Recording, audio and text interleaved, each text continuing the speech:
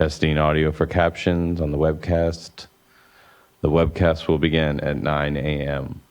The webcast will begin at 9 a.m.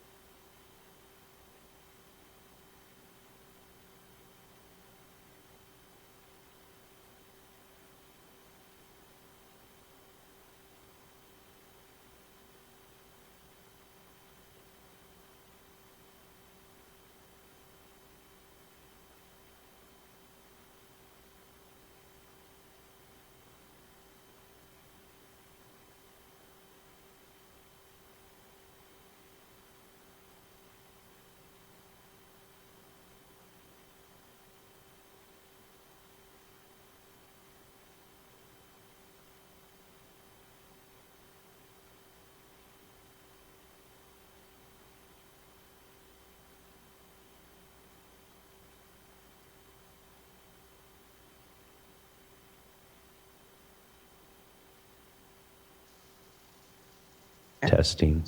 Do you hear it on your testing? I don't think so. Oh. Oh, I hate these settings. So yeah, keep your mic muted. I have to do this every time. Oh, I can't handle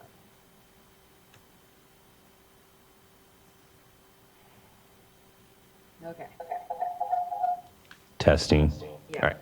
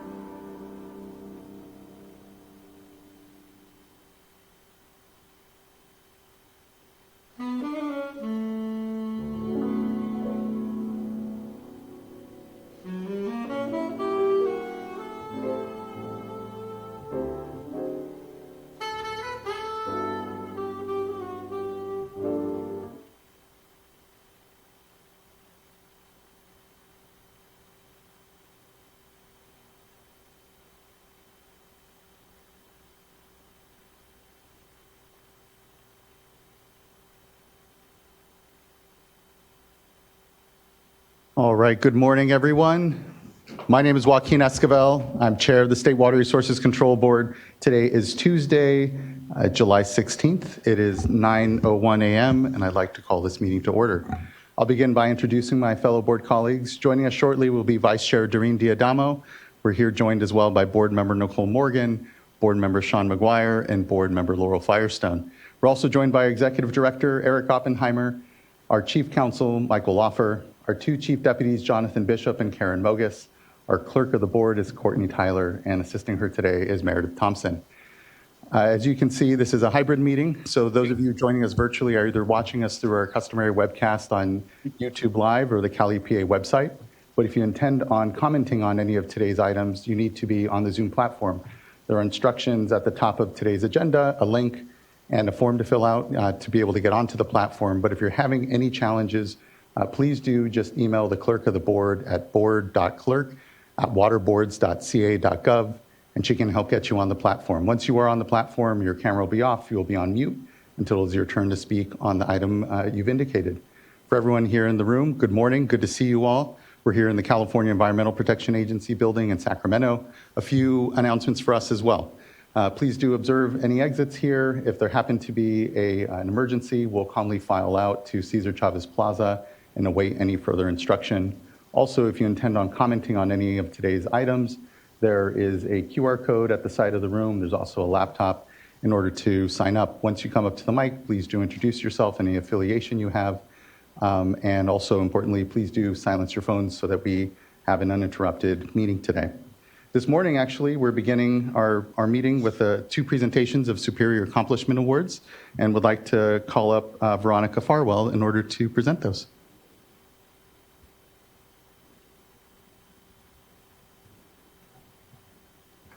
Good morning, Veronica. Good to see you. You may need to turn on the microphone. I think it's cold. It's hot now. All right. All right. Good morning. Today, I am honored to present an award to an outstanding group of individuals who have significantly contributed to advancing racial equity within the water boards. Good morning. My name is Veronica Farwell, and I am the Workplace Equity and Inclusion Advisor here at the water boards in the Office of Public Participation. Racial equity is a priority for the water boards. Our mission is to ensure that race no longer predicts access to or the quality of water resources, nor does it predict professional outcomes for our employees. In November 2021, the State Water Board adopted a racial equity resolution, followed by the presentation of a racial equity action plan in January 2023. To fulfill the commitments outlined in these resolutions, we must embed racial equity into our organizational culture, operations, and decision-making processes. I feel like I'm going in and out. There we go. An essential component of this effort is providing a racial equity training to our staff. Can you hear me? Okay. The Racial Equity Trainer Cohort Program was established to train and certify staff to deliver the Advancing Racial Equity at the Water Boards course. In 2022, 10 dedicated staff members from various regions, divisions, and offices were certified as trainers for this crucial program. The Racial Equity Train the Trainer program presents a significant improvement in the training and support offered to water board staff across all regions, divisions, and offices. These trainers are now equipped to advance racial equity at the water boards. Pardon? I lost my space. And the commitment to racial equity internally and externally. They have also begun training other staff members, further spreading the knowledge and skills needed to address racial equity. Over the past 2 years, these individuals have gone above and beyond their normal duties as scientists, geologists, engineers, and analysts. Their exceptional commitment has improved both the work environment and the lives of their colleagues and Californians. Their efforts have increased the efficiency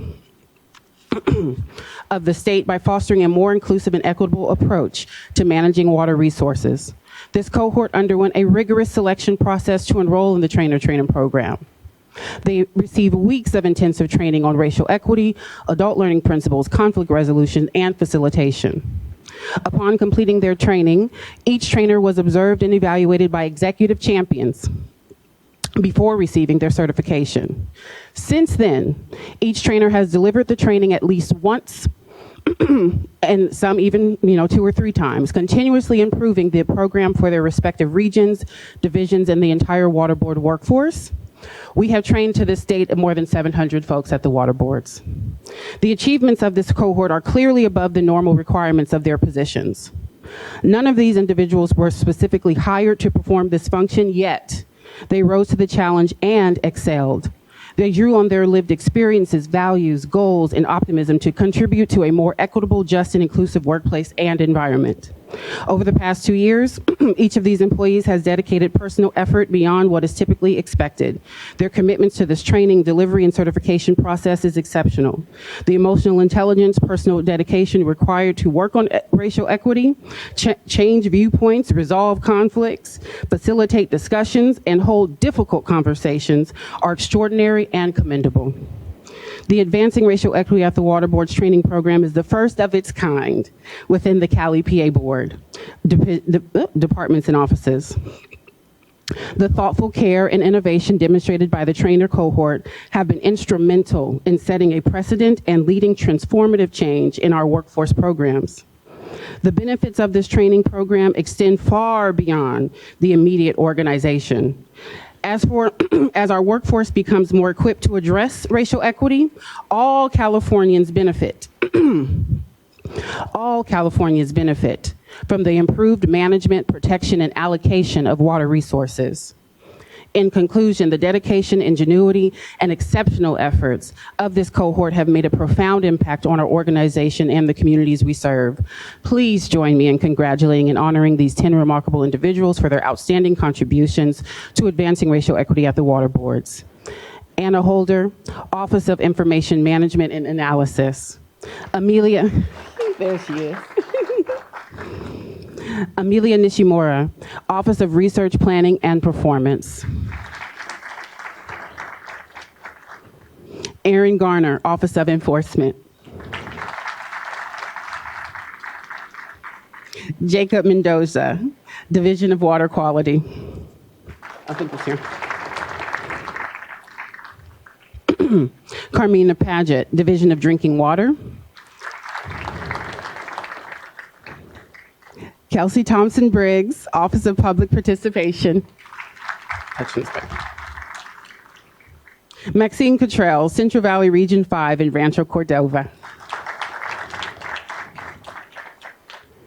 Molina Hav, Lahontan Region 6.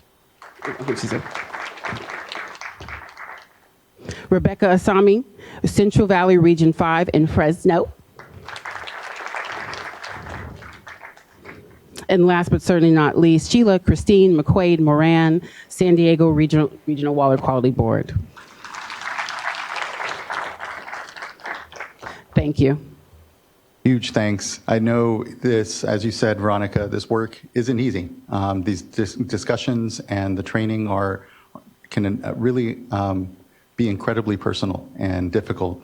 But the work that you all are doing is making us as better decision makers here at the dais, and as Veronica said, just a better institution here, able to actually respond to the needs of all Californians within the state. So you have a lot to be proud of. We have a lot to be proud of and incredibly thankful for it. Thank you, Veronica.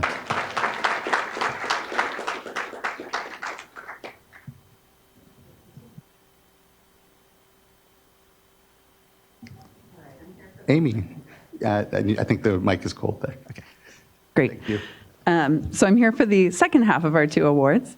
My name is Amy Cronson. I'm the Assistant Director for the Office of Public Participation. I work alongside Veronica and these other folks.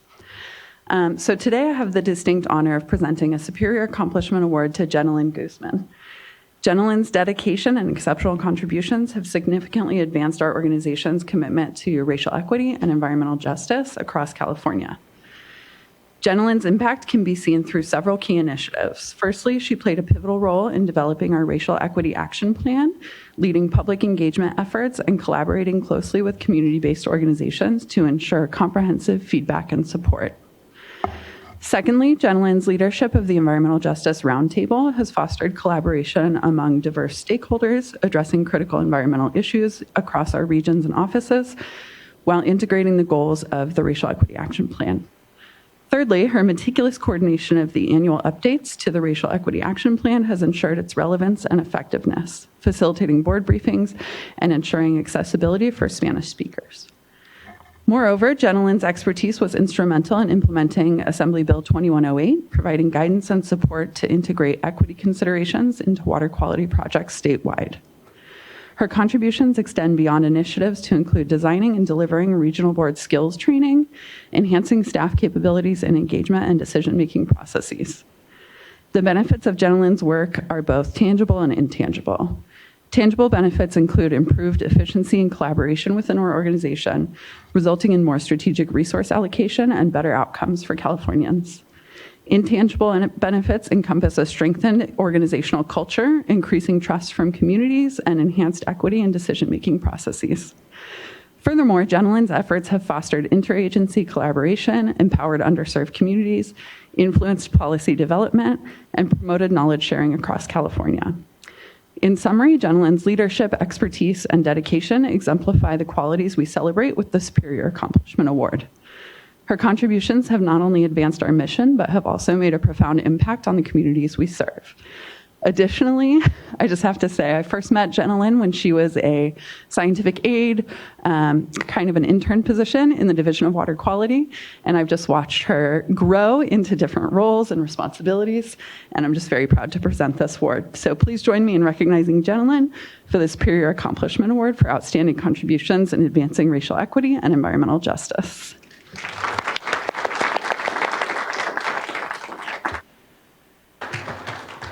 Thank you, Amy, so much for elevating Jenilyn, and Veronica as well for elevating the team. Again, as Veronica had said, this is cutting edge work. And so the tools that you developed, the professional landscape that you contributed to is one that isn't just taken up off a shelf somewhere. And so the leadership of you and the entire team here is incredibly acknowledged by us here at the board, and just very fortunate for your contributions here with us. So thank you so much. And now we can take a quick awkward photo here with you, Jenilyn, and then the other team as well. So thanks everyone for the patience and ability here to elevate everybody's work.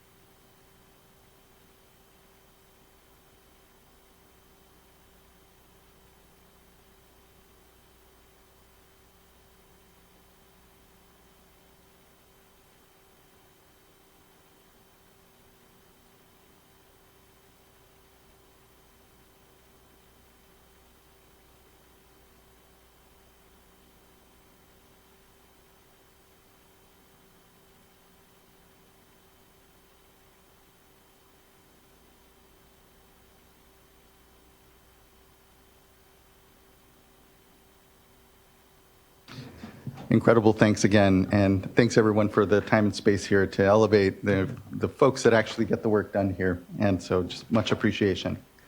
All right, with those two awards presented, we can now move on to public forum, and I believe we have about 2 public forum commenters. The first will be Mary Wood, followed by Kevin O'Brien.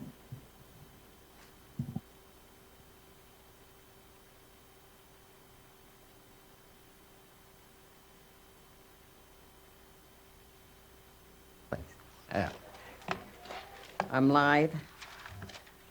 Good morning, Chair Esquivel and esteemed Water Board members. My name is Mary Wood, and I want to voice my continuing concerns regarding the obstruction to safe and affordable water to potentially 6 million water consumers. I For the first time, I reviewed what the Safer Water, Safe and Affordable Drinking Water Fund was all about, and I also went to the meeting. Safer is designed to ensure Californians who lack the safe and affordable drinking water receive it as quickly as possible. Safer is helping water systems achieve these goals through a set of tools, funding resources, regulatory authorities, and community outreach and education. When I remotely attended the Safer Water meeting, I was impressed that there is much progress, but certainly disappointed regarding the limited parameters, especially financial, that to receive any assistance at all. It is my opinion and my fight that all water consumers have the right to safe and affordable water in California without discrimination based on age, race, sexual orientation, gender identification, socioeconomic, or level of abilities. I am merely requesting that when applying the GAP funds or any type of assistance, education, everything, that it is done the right way, which is done inclusively and equitably in mind. Thank you very much for hearing me. Thank you, Ms. Woods. Appreciate your comments this morning. Next, I'd like to call up Kevin O'Brien. Good morning, Chair Esquivel, members of the board. It's nice to see you all again. Kevin O'Brien with the Downey Brand Law Firm here in Sacramento.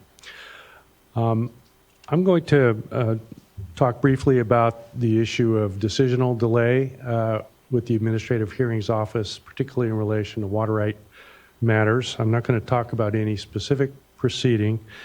And my goal here is to be constructive and positive, not critical. I think there is a problem with the process, as I'll discuss it in more detail. But I'd like to try to offer some suggestions on how we might address that problem. When the legislature first proposed the establishment of the HO several years ago, I was a strong proponent of that.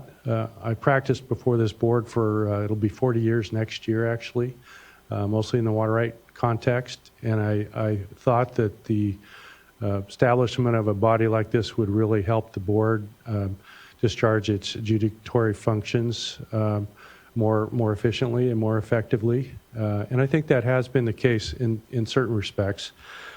But I think one of the things that has happened is that there has been some very significant delays in some of the water right proceedings.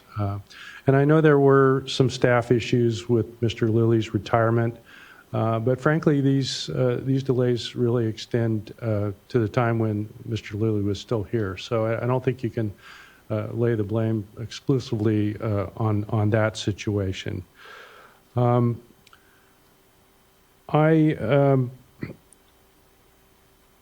I'm aware of at least two major water right proceedings in the San Joaquin Valley that have experienced very significant delays. And it brings to mind the fact that this board has appropriately said it's going to be very diligent in its discharge of its responsibilities under the Sustainable Groundwater Management Act.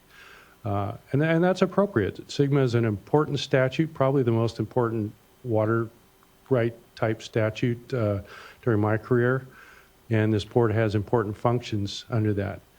But I think we can all agree that the enforcement of SGMA in areas where there's ongoing overdraft is going to cause pain. It's going to cause agricultural land to go out of production. It's going to cause loss of jobs. It's going to cause socioeconomic impacts on communities, particularly rural communities and disadvantaged communities. And I guess what I'd like to suggest is if the board is going to pursue its SGMA obligations diligently, as it should also at the same time pursue its water right administration responsibilities diligently.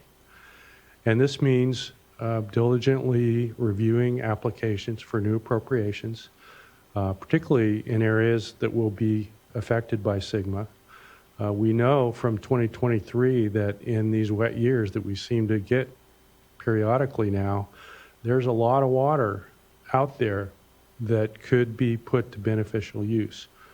But we need water rights and we need infrastructure. And you're not going to get infrastructure until you have water rights. And so my request, well, let me pose a question. What am I asking the board to do here? First of all, I recognize that AHO proceedings in the water right context are complex, sometimes extraordinarily complex. And there are typically a lot of technical testimony, difficult legal and factual issues. It's not an easy function. But by the same token, trial judges in California deal with complex issues every day, whether it's in environmental law or criminal law or corporate law or tort law. If you talk to a trial judge in California, they are handling very complex matters. And under the California Constitution, they're required to issue decisions within 90 days of submission. That's not always easy. But if they don't issue their decisions on that timely basis, they don't get their paychecks. Now, I'm not suggesting, I don't think the board has the authority to withhold paychecks. I'm not suggesting that. But I am suggesting that some statement of policy by this board would be helpful. And I think there should be some flexibility. There certainly are situations in these proceedings where a matter is submitted and then new issues come up. Maybe there's even a need to reopen an evidentiary record. And I think there should be flexibility there. But fundamentally, I think it's important for this board to make the statement to the AHO that we take timeliness very seriously, and that the real lives are involved in these decisions, and that we as a board, as a matter of policy, are going to insist that these decisions be made timely. I'd be happy to work with your staff to try to develop a policy statement in that regard, and I'm happy to answer any questions you might have. I appreciate the comments, Mr. O'Brien, and the support of the AHO. As you know, I agree. It has actually really helped the board here. We're not going to have too much of a back and forth, given that it's public forum here. But I appreciate your ideas and your offer here. I would just kind of elevate as well that part of the challenge is resources, right? And although these are quasi-adjudicatory proceedings, we have a lot of different requirements than a regular court, including protests from other water right holders within any application or process. And so there's a lot more involved, certainly, as you well know, that has to unfold before a water rights proceeding at the AHO. But appreciate your offer for some thoughts. So I welcome if you have anything written that you would want to share with myself or the board, and appreciate the flag and concern that items are taking too long before the AHO. It's a lot that we have on the AHO's deck, including things that aren't within statute but have been referred to the AHO by the board currently. So again, appreciate the concerns and hear the offer ultimately to help make the process better. Thank you. I will follow up. Thank you. Appreciate it, Mr. O'Brien. Okay, I believe that is our last public forum commenter, and appreciate both Ms. Wood and Mr. O'Brien for here addressing the board on issues that they feel are important and pressing, and always appreciate everyone's here comments before the board, criticism or otherwise. Okay, that now brings us into our first item of board business, which is consideration of the July 2nd and 3rd board meeting minutes. Looking to my fellow board colleagues if there are any adjustments or amendments, comment, or otherwise a motion. Move adoption of the July 2nd, 3rd board meeting minutes. Second. Thank you. Ms. Tyler, can you please call a roll call vote? Vice Chair Diadamo, Aye. Board Member Morgan, Aye. Board Member McGuire, Aye. Board Member Firestone, Aye. and Chair Esquivel. Aye. Thank you. Thank you as well. The item carries. Board meeting minutes are adopted. Next, we have a tranche of uncontested items, items number 2 through 4. I won't name them off individually, but will just take a moment to acknowledge the great work each one constitutes. I'm thinking here of item number 4, the drinking water well testing program, also our wastewater operator certification program, and item number 3. Appreciate the work group there. Looking to the clerk if there's any folks that have wanted to comment on this item. Looking to the board if anyone would like to pull any of these items off of the uncontested list, and if not, be ready for a motion.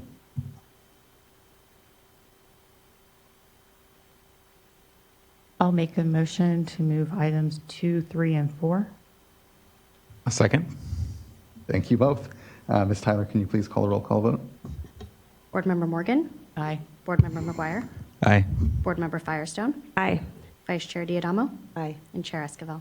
Aye. Thank you. Thank you as well. The vote is unanimous. All 3 items are adopted, and I really, again, just appreciate everyone's good work on it. The fact that we're able to quickly move through them means that they were handled very well. That now brings us to our board workshops. We have 2 here, and the first is item number 5, which is a board workshop on our draft state fiscal year 2024-25 fund expenditure plan for the Safe and Affordable Fund. I'll give a moment for folks to hear come up. Thank you.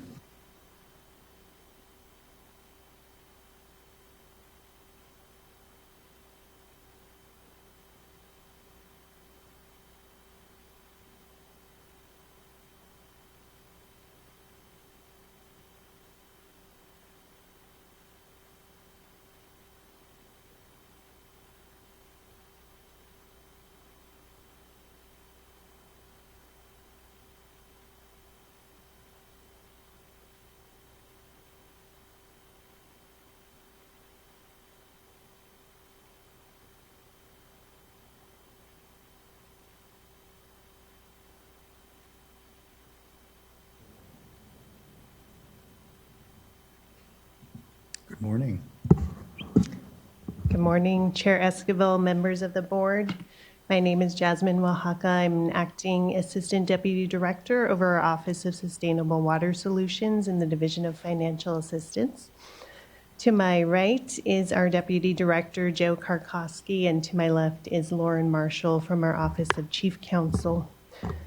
Today I'll be talking about the draft fiscal year 2024-25 Fund Expenditure Plan, or FEP, for the Safe and Affordable Drinking Water Fund, which was released for public comment on June 24th. And before I get started, I did want to acknowledge and thank my colleagues who have done an incredible amount of work on this program the last couple years, from our Division of Financial Assistance, Division of Drinking Water, Office of Public Participation, and Office of Chief Counsel. Next, please. So first, I wanted to refresh everyone's memory about what funding sources we are talking about when we refer to the Safe and Affordable Funding for Equity and Resilience Drinking Water Fund, or SAFER program. The SAFER program includes all funding sources that the State Water Board administers that can fund drinking water projects.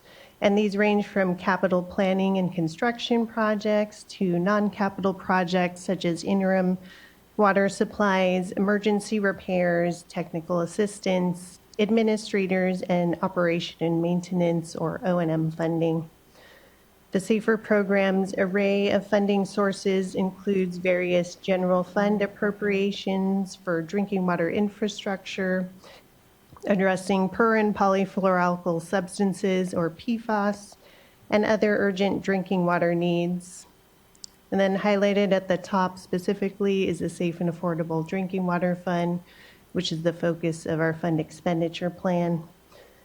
The SAFER program also includes drinking water bonds like Prop 1, 68, and 84 from past years, and portions of the Drinking Water State Revolving Fund, or Drinking Water SRF, principal forgiveness, and funding pots for emerging contaminants.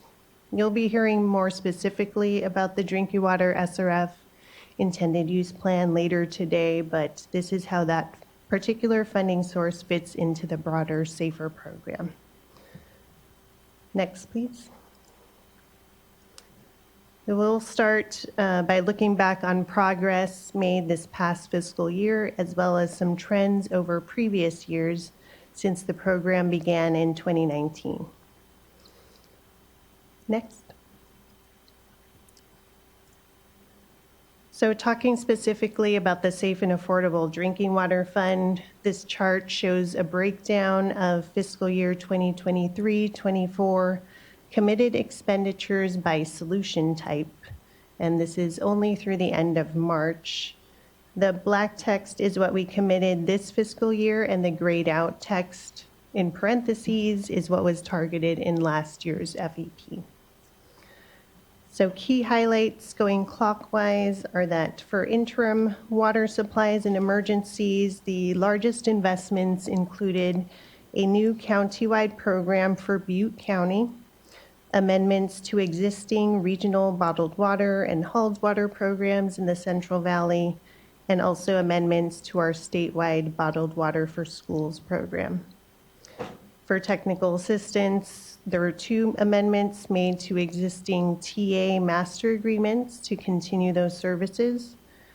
For administrators, $9 million was added to one of our master agreements to assist an estimated 5 or so additional water systems. For construction, 6 construction projects were funded through the Safe and Affordable Drinking Water Fund for a total of $10.5 million. And then for direct O&M support, we had 1 project committed to support daily operation costs for one of the systems with an appointed administrator.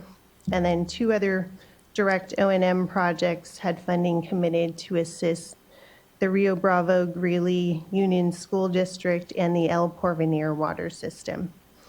And lastly, actual staff costs for both administrative and implementation tasks associated with the requirements of SB 200 were close to what was initially estimated. Next. This slide shows a map of active funding projects as part of the broader SAFER program on the left. Locations are color-coded to indicate which systems receiving assistance are categorized as failing or at risk. And then the right side of the slide looks at broader funding trends for the past 4 fiscal years for the program. In the middle is a bar chart that shows the number of systems funded by solution type, interim, planning and technical assistance, and construction. And so in fiscal year 2023-24, most of the systems funded were for planning or technical assistance, for an overall total of almost 200 systems funded. And then on the far right is a bar chart of total funding provided by solution type. Again, looking at fiscal year 2023-24, we see a majority of dollars going towards construction projects for an overall total of $210 million. So as you can see, over the past 4 fiscal years, the number of systems funded and dollars provided have been generally increasing, and we will update this slide when we come back next month through June. Next, please. Looking in a little more detail cumulatively, this slide shows broader SAFER program performance since 2019. We have provided interim solutions to 290 communities and 4,600 households, technical assistance for 490 communities. 92 of these are for planning via technical assistance. We have executed or completed planning projects for 60 communities and completed construction projects for 190 communities. So these totals again represent the broader SAFER program, which includes the Safe and Affordable Drinking Water Fund, along with the other complementary funding sources I mentioned earlier. And so in total, this equates to over $1.8 billion in funding, benefiting approximately 13.5 million people. Next, please. This slide shows a couple of key metrics highlights as well. So since July 2019, the SAFER program has provided $830 million to small disadvantaged communities in particular, which has helped 2.7 million people who previously did not have access to safe drinking water. Other important statistics to note are the 4,600 households assisted with interim solutions, 150 drought resiliency projects funded, 150 schools receiving assistance, and in this past fiscal year, 64% of funding to failing systems benefited Hispanic majority communities. Next, please. Continuing to look at program trends over the past 4 fiscal years for the Greater SAFER program, these figures reflect committed funding for any active projects for failing and at-risk systems. So we can see here that both the percentage of systems being funded and the amount of funding is generally increasing. Next.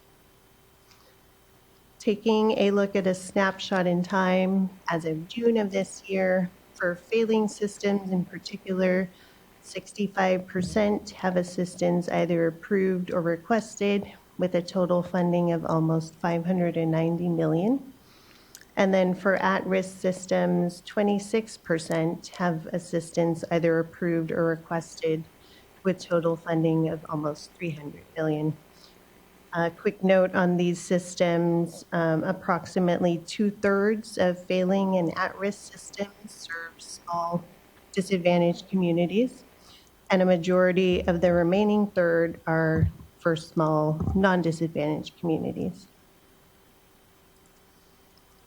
Next. Shifting focus to some of the other metrics we are tracking. There are a couple different ways we are evaluating racial equity and environmental justice in relation to the projects we are funding through the SAFER program. This table shows majority race and ethnicity distribution, plus funding approved or executed to these systems. And this is shown for, at the top, all water systems evaluated in the needs assessment. This is the universe of water systems, so to speak, and then also the failing systems. And we continue to look at these trends as we gather more data year to year, but I did want to note that while a majority of water systems are predominantly white, 76% of funding for small disadvantaged community failing systems is benefiting Hispanic majority communities. Next. This table looks more at environmental justice and shows the range of CalEnviro screen scores plus funding approved or executed to these systems for, again, all the water systems evaluated in the needs assessment, along with the failing systems. As background, CalEnviro Screen is a mapping tool that was developed by our colleagues in the Office of Environmental Health Hazard Assessment, or OEHA, which helps show which California communities are most affected by many sources of pollution. And so higher CalEnviro Screen scores mean higher overall pollution burden or vulnerability to exposure to pollution. So a highlight of our data here is that a majority of failing systems are also located in areas with the highest pollution burdens, but these are also areas with the most funding approved. Next, please. New to this year's fund expenditure plan is taking a look at the geographic distribution of SAFER program funding committed since the start of the program in 2019. The background layer of this map shows the boundaries of the regulatory areas in the State Water Board's Division of Drinking Water.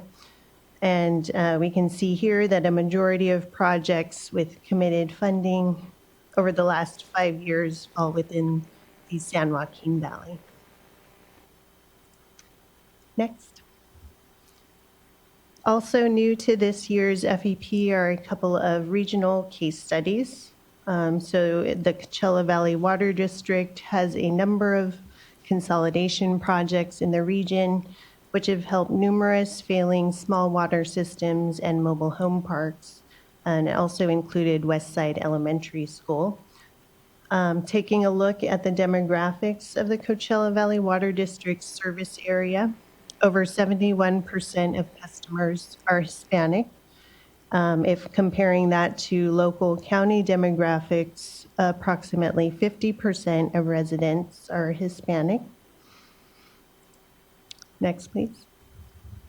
Our second case study is in the San Joaquin Valley, where we are working with self-help enterprises on technical assistance efforts, as well as 4 regional programs which provide interim water and well replacements for eligible communities within self-help's 9-county service area, served by failing water systems and also low-income households with contaminated or dry wells. Taking a look at the demographics of the water systems assisted by self-help, we see that 55% are Hispanic. And then if comparing to local county demographics, this is pretty close to the area, which has approximately 51% of residents being Hispanic. Next. So next, we would like to provide some updates on 2 of our programs, the Expedited Drinking Water Grant Funding Program, or EDWG, and the Direct Operation and Maintenance, or O&M program. So last year, as part of our process improvement efforts around administrative efficiency of the funding process, we kicked off the EDWG program, which had its guidelines adopted by the board in March of last year.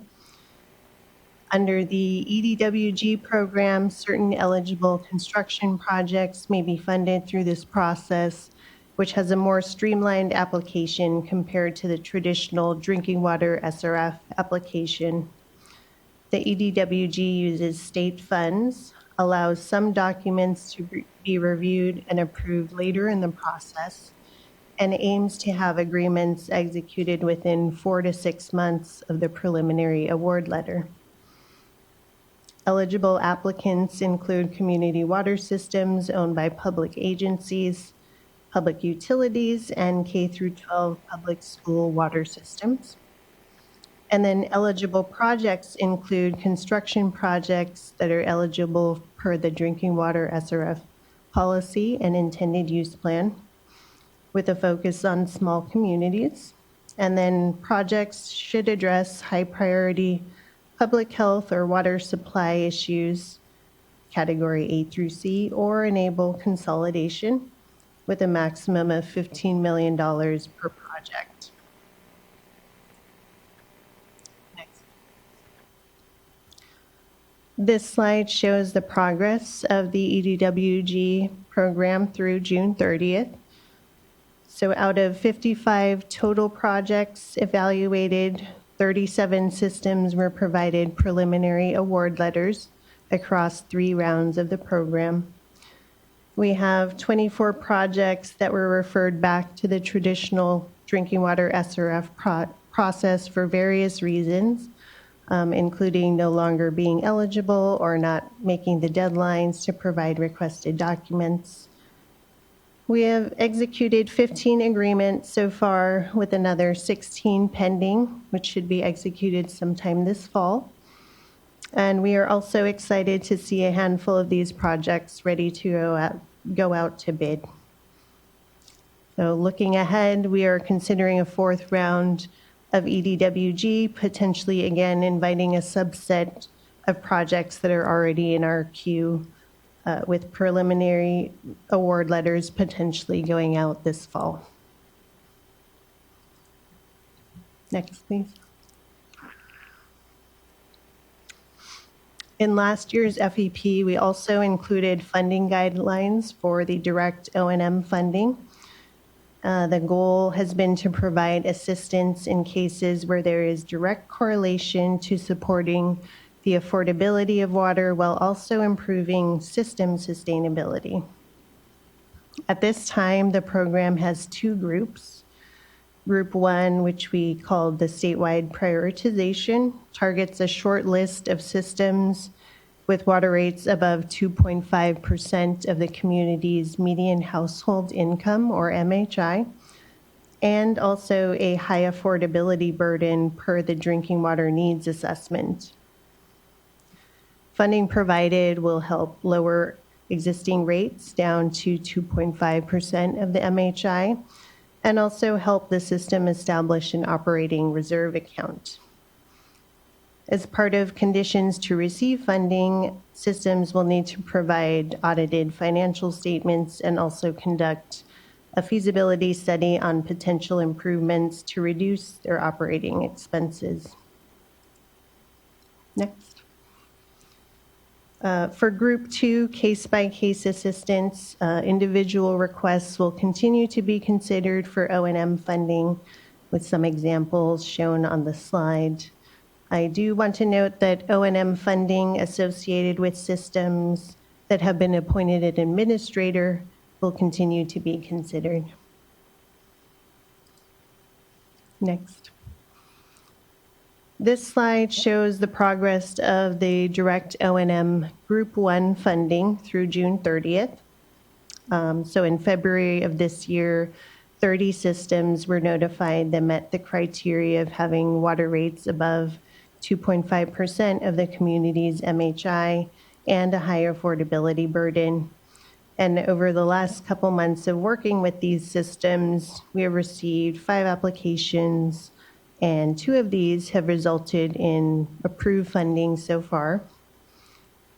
6 of the systems were found to not be eligible as we evaluated applications, with some of the reasons being that they were not found to be disadvantaged communities when we took a closer look at their numbers, and then some had a high percentage of second homes in the community, or they had water rates that were below 2.5% of the MHI already. 6 systems indicated that they were not interested, mostly because they were going through a Prop 218 rate setting process or were already in the process of consolidating. So looking ahead for this program, we'll likely continue to work through the list of systems with the high water rates and high affordability burdens. And then again, we will continue to accept requests in that Group 2 case-by-case category. Next. So now we'll look ahead to this current fiscal year, 2024-25, specifically around our goals, funding, and priorities. Since the beginning of this year, recognizing that we are halfway through the Safe and Affordable Drinking Water Fund's 10-year appropriation, our exec team has been considering a refinement of the overarching SAFER program goals. And these goals are intended to ensure that our staff and financial resources are focused on addressing the needs of failing systems while continuing to prioritize consolidations as the most sustainable pathway to safe and affordable drinking water for many of our small, struggling systems. So our refined SAFER program goals are that 1, people in communities that didn't have safe water now have it. 2, all communities without safe drinking water are on track to get lasting solutions in place as swiftly as feasible. And 3, that California's most vulnerable communities are transitioning to be resilient and prevent cycles of failures. Next. I'll talk a bit more about how we plan to measure success for each of these goals in the next few slides. For all of these, we do plan to start tracking these specific measures this fiscal year and work towards reporting out using our websites, but these will also be presented in future FEPs. So for the first goal, we will be focusing on funding solutions for the water systems that were failing back in July 2019 when the program started. At that time, the list included about 360 systems. And then in terms of numeric goals, we are aiming to see at least 90% of these 2019 failing systems back in compliance by 2030. Next. For the second goal, the measures we'll be looking to are the reduction of average return to compliance time between the violation and the system being in compliance down to 5 years on average.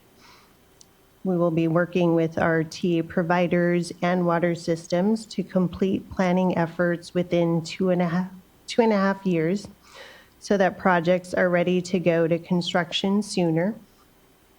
And then our Division of Drinking Water will be working towards having enforcement actions include compliance deadlines and have approved corrective action plans within 6 months of the violation. Next. For the third goal, this one will focus on consolidations with the goals of having 55 additional community systems consolidated by 2026 and 130 systems by 2030. Additionally, we would like to work with water systems to see a reduction in the number of water systems having new violations or getting back on the failing list after they've already come off, and also seeing fewer systems with multiple interim or emergency assistance funding requests. Next. Shifting gears a bit towards our funding outlook, this slide shows all the funding sources we potentially have available for the broader SAFER program to go towards drinking water projects.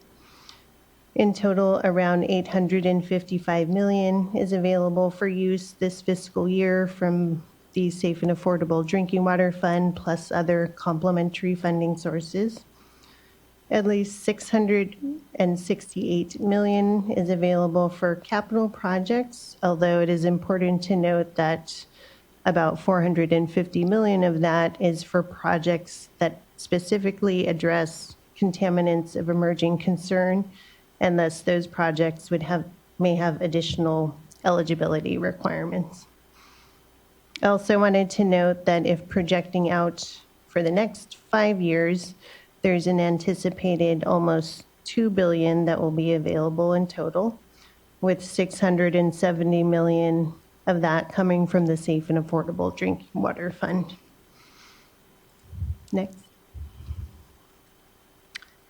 This slide shows how much funding is remaining in our current multi-year programs, and this includes about $98 million in the regional domestic well programs, $56 million in technical assistance capacity, and $22 million remaining for administrators, for a total of around $177 million in uncommitted funding. Next. This slide shows our proposed priorities for this year's FEP. These have been significantly modified compared to those presented in prior years, but are consistent with the refined SAFER goals that were noted earlier. Our efforts will continue to focus on small disadvantaged communities and low-income households. I wanted to note that these are not listed in ranked order, but our proposed priorities are to address community and school water systems that were failing in 2019, expedite planning through use of technical assistance for failing systems, accelerate consolidations for failing systems, and continue existing programs to support communities served by state small water systems and domestic wells, and also to ensure that assistance is distributed in a manner consistent with our State Water Board's racial equity resolution and associated action plan. Next.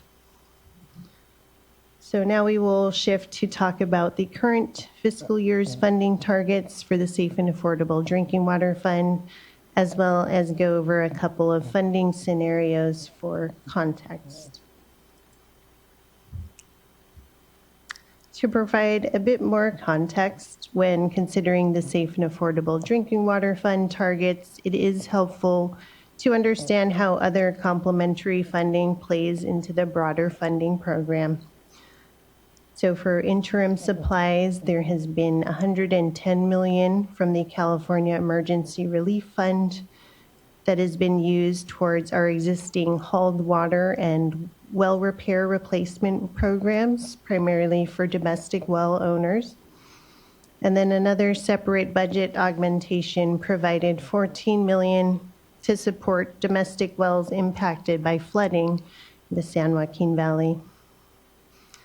For technical assistance, some of the 2021 general fund appropriation for drinking water infrastructure was used to supplement existing TA master agreements, which, as shown a couple of slides back, we still have capacity to take on new work plans.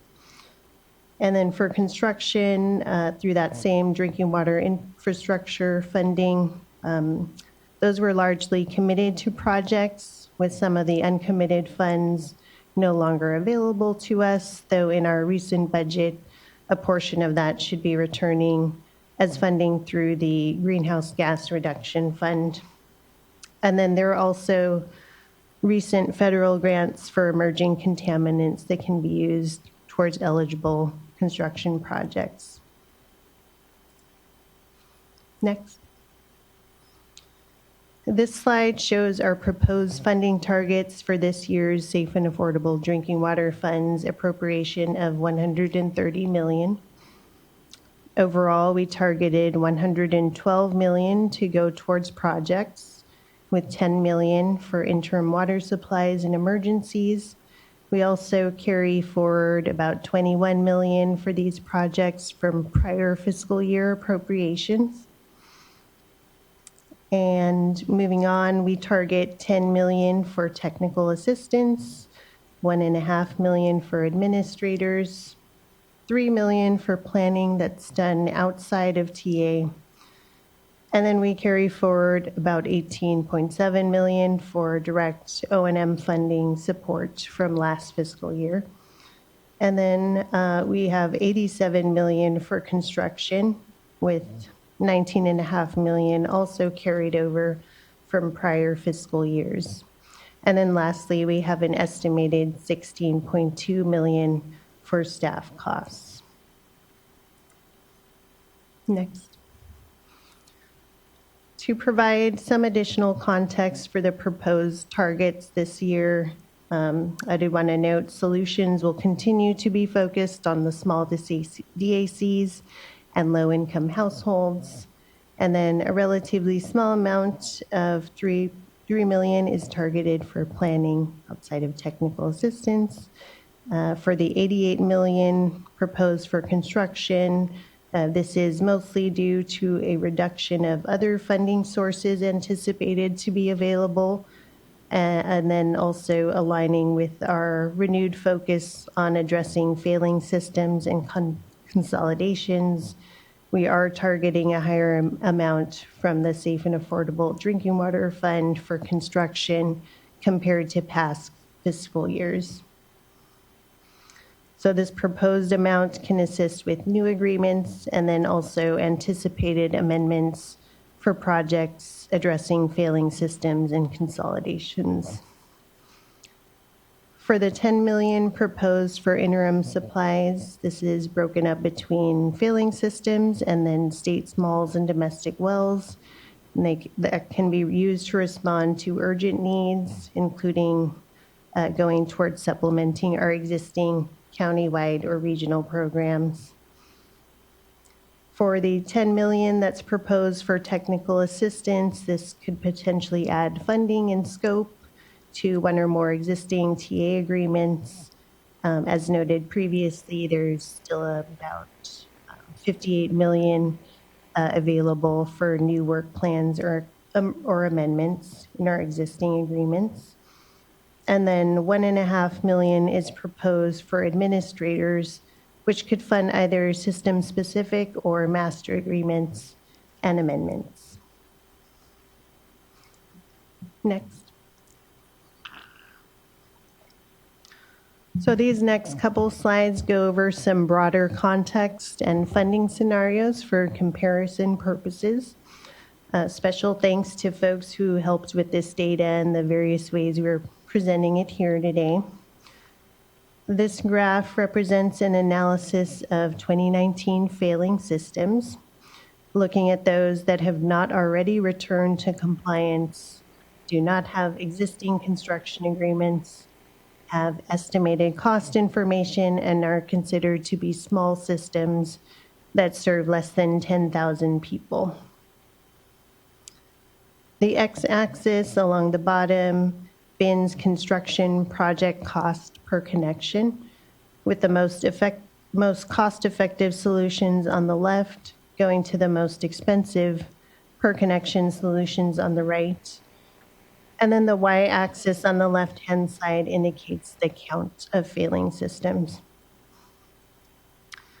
So the graph shows that if we focused on the most cost-effective solutions that are less than 60,000 per connection in dark blue, that would be the most impactful, assisting almost 100 systems or almost 88,000 people for under $300 million. We also see that as costs per connection go up, the number of systems and population assisted goes down significantly. Next. These next few slides go over a couple of different ways to slice the pie if you're looking at a timeline of 5 years, considering the anticipated total of $670 million from the Safe and Affordable Drinking Water Fund. Here we consider all solution types represented by the different colors as a percentage of the total $670 million. And I will discuss these 3 scenarios in the next couple slides, but again, do want to note that these are not proposals included in the FEP, but are provided for more context and comparison purposes. Next. So in these next slides, each of them will show 2 bar graphs, the left one representing costs and the right one representing estimated population assisted for the 3 scenarios. For scenario 1, the construction funding represented as the bottom 2 shades of blue includes $377 million for solutions for the most cost-effective solutions that are less than $60,000 per connection, and schools on the 2019 failing list. And then also $60 million for the construction of 5 known projects that would help consolidate domestic well communities and continue our existing programs for well replacements. A good portion would continue to go towards technical assistance to continue planning efforts. This scenario has about $145 million to continue existing interim regional programs. This would essentially allow us to continue the hauled water program for another 5 years, with some funding remaining to assist with systems for their emergency repairs, and then very modest amounts for administrator and O&M funding. So as we can see from the population bar, investing in the failing public water systems and schools will assist almost 88,000 people. Additionally, large investments to continue interim regional programs could benefit almost 9,000 people. And then also noteworthy is that the funding that would go towards the 5 domestic well consolidations would potentially assist around 4,000 people. Board Member Firestone, please. Sorry, just as you go through, there's so much great information here. So as we're going through these scenarios, I just want to make sure I'm understanding it. So when we're looking at the slide before this, these scenarios are just looking at the Safe and Affordable Drinking Water Fund and not including the construction funding that we've identified more broadly as being available, right? Correct. Okay, so, and then will you just help me understand why we're going through the scenarios? Maybe you can go to the next slide to scenario 1. So obviously the fund expenditure plan is just making allocations on the Safe and Affordable Drinking Water Fund. So I understand why we're focusing on that.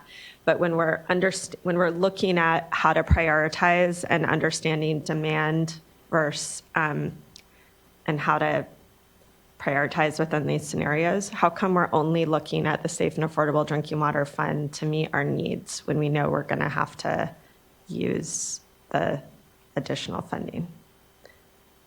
Is that? I guess what I'm trying to do is make sure I'm understanding as we go through these slides what decisions, how this is helping inform our decision making, because I feel like the demands we're looking at are far greater, than the Safe and Affordable Drinking Water Fund, but the funding available to us includes additional funding. So if we're looking at the scenario, sorry, go back one slide. I think sorry to keep doing that. We're looking at these 3 scenarios where we're putting different amounts into construction as one of the example, one of the differences that we're going to go through. So are we looking, I guess, because construction's the most expensive of anything, most of all the other funding essentially is going to be, maybe not all of it, but the vast majority is for construction.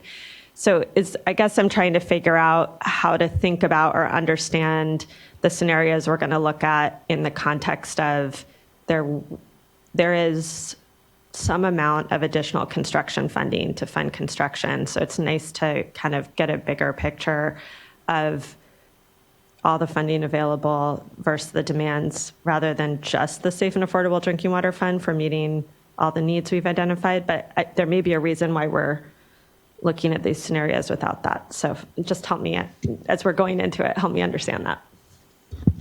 Yeah, sure. Thanks for the question, Board Member Firestone.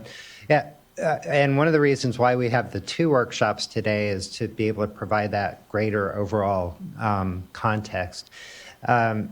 So part of the reason why we're providing these alternative scenarios, and it's over the next 5 years, which again is sort of the life of the Safe and Affordable Drinking Water Fund, is to help hopefully provide some context for the board's decision and direction for this particular year, right? Sort of, we're establishing some clear program goals.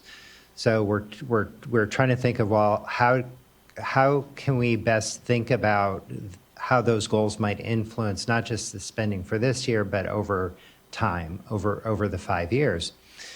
And so certainly, yeah, there are other funding sources. We'll talk about those in more detail with the next workshop. Those are much more constrained, though, right? I mean, the Safe and Affordable Drinking Water Fund, the board has lots of options in terms of how to choose where we target those expenditures. So I think that's the main reason why we're focusing on that. A lot of those other funding sources have significant constraints. And as Jasmine pointed out, even one of our bigger pots of funding is the emerging contaminants funds.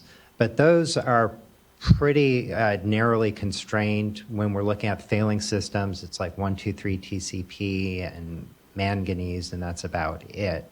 We'll probably make most of those investments into PFAS, which right now there are no failing systems associated with PFAS. So yeah, it's challenging to kind of keep all of this sort of in your head at the same time and think through, well, what are the policy implications? But the main thing we're trying to do as we go through these scenarios is look at, as the board might shift focus in how we spend this particular fund over time, what might that mean in terms of the benefits of those investments? And again, understanding that for the most part, the construction funds, we do have some other funding sources, and Mike Downing will talk about that in more detail. They are more challenging to apply in a lot of cases because they're federal funds.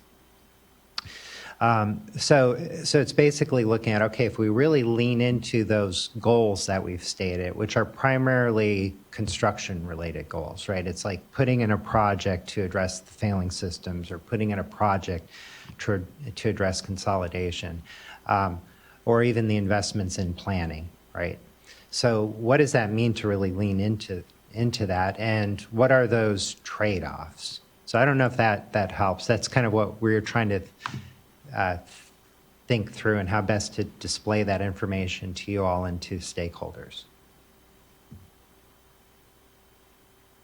Yeah, I guess, sorry, and I'm interested in other board members' questions. I'm sure I'll have more as we go, but just, so maybe I'm wrong.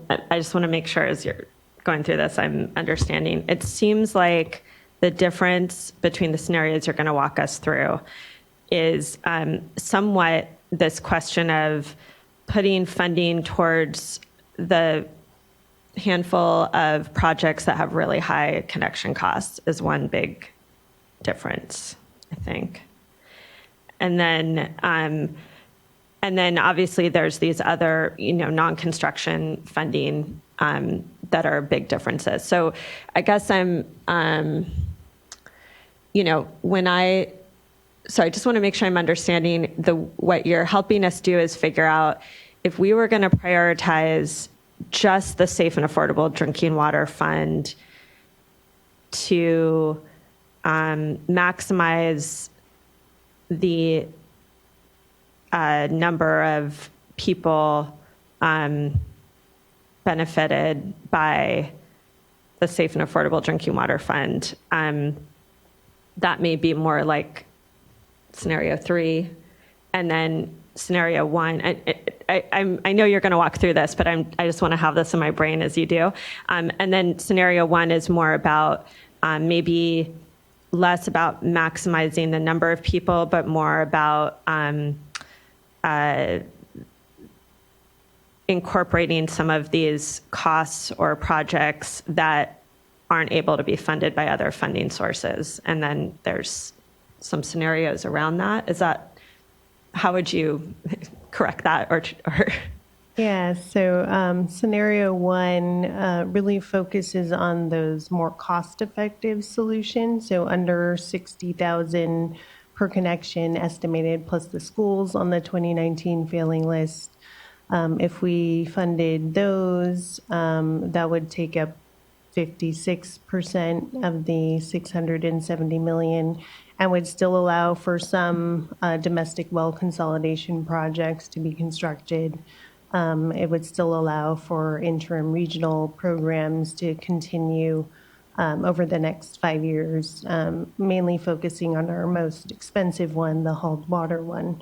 And then, scenario 2 kind of moves the 60K per connection up a little bit to 100K. There's only a few domestic well consolidations possible, and then continues technical assistance, and then reduces a little bit the interim regional programs, but still has some funding for that. And then scenario 3 essentially really focuses on construction up to 150,000. And then if you do that, you really have minimal funding left from the Safe and Affordable Fund for some of the other solution types that are possible with that fund. Okay, so this is helping us think about the next 5 years and how we might change now. And then I guess as you go through it, though, some of these, a question I would have that maybe for future discussions is just, if there's how the other funding sources might be able to fill those construction needs, and if we have to make decisions between the two. I mean, I know we don't have enough funding for absolutely everything, but are the other funding sources able to cover enough construction costs where we don't have to make these trade-offs or not? And it'd be helpful to see that, because as you said, there's a big chunk of those have the restrictions that you described, Joe. So I think I'm still not getting a sense of that as and that may be for further discussion. I just want to make sure I understand what I'm looking at. Yeah, I don't want to steal Mike Downey's thunder, So, and he can definitely get into more detail, and it is pretty complex overall, and it makes it challenging for all of us. One, to kind of describe what the landscape looks like, right? So stepping back a little bit, of course, we had the needs assessment recently got posted. What we're trying to do when we're looking at the potential cost of the failing systems is we're looking at a combination of where we have some more detailed information, like a preliminary engineering report, or we're relying on the cost modeling that DDW did, right? So we're sort of looking at those two things. So certainly all of that gets refined over time as well. But then on the funding side, the current budget year, we do have $225 million of greenhouse gas reduction fund, and we'll come back to the board at some point with a proposal of how to split that between drinking water and wastewater. So this will hopefully help inform some of that discussion, but we're still waiting for what those final requirements and eligibilities might be. There's also a climate bond, right? So the climate bond has a little over $600 million. And again, there's no defined split between drinking water and wastewater, but obviously there are a couple steps, right? One, the voters have to vote on it and approve it, and then the legislature will have to weigh in if they have any further direction as well. So we're trying to keep all of that in mind. The other kind of variable here is our base SRF programs in the last few years have been reduced due to congressionally directed spending. So we're at about half of where we have been with the base program. That's been made up for by the bipartisan infrastructure law. Now we're entering, this is sort of our third year of funding from the bipartisan infrastructure law. We'll get 2 more years of funding. But we also have to plan for a potentially steep drop-off in infrastructure funding down the road. And that's just, it's not far down the road. It's just a few years from now. The last thing, and we can bring Bridget up here to speak to this if we need to, but we're also looking at a lot of projects that we've already funded that will need to have funding to complete those projects. So we can't totally predict that, but we have been seeing these trends of about 30 to 50% increase in cost in construction costs.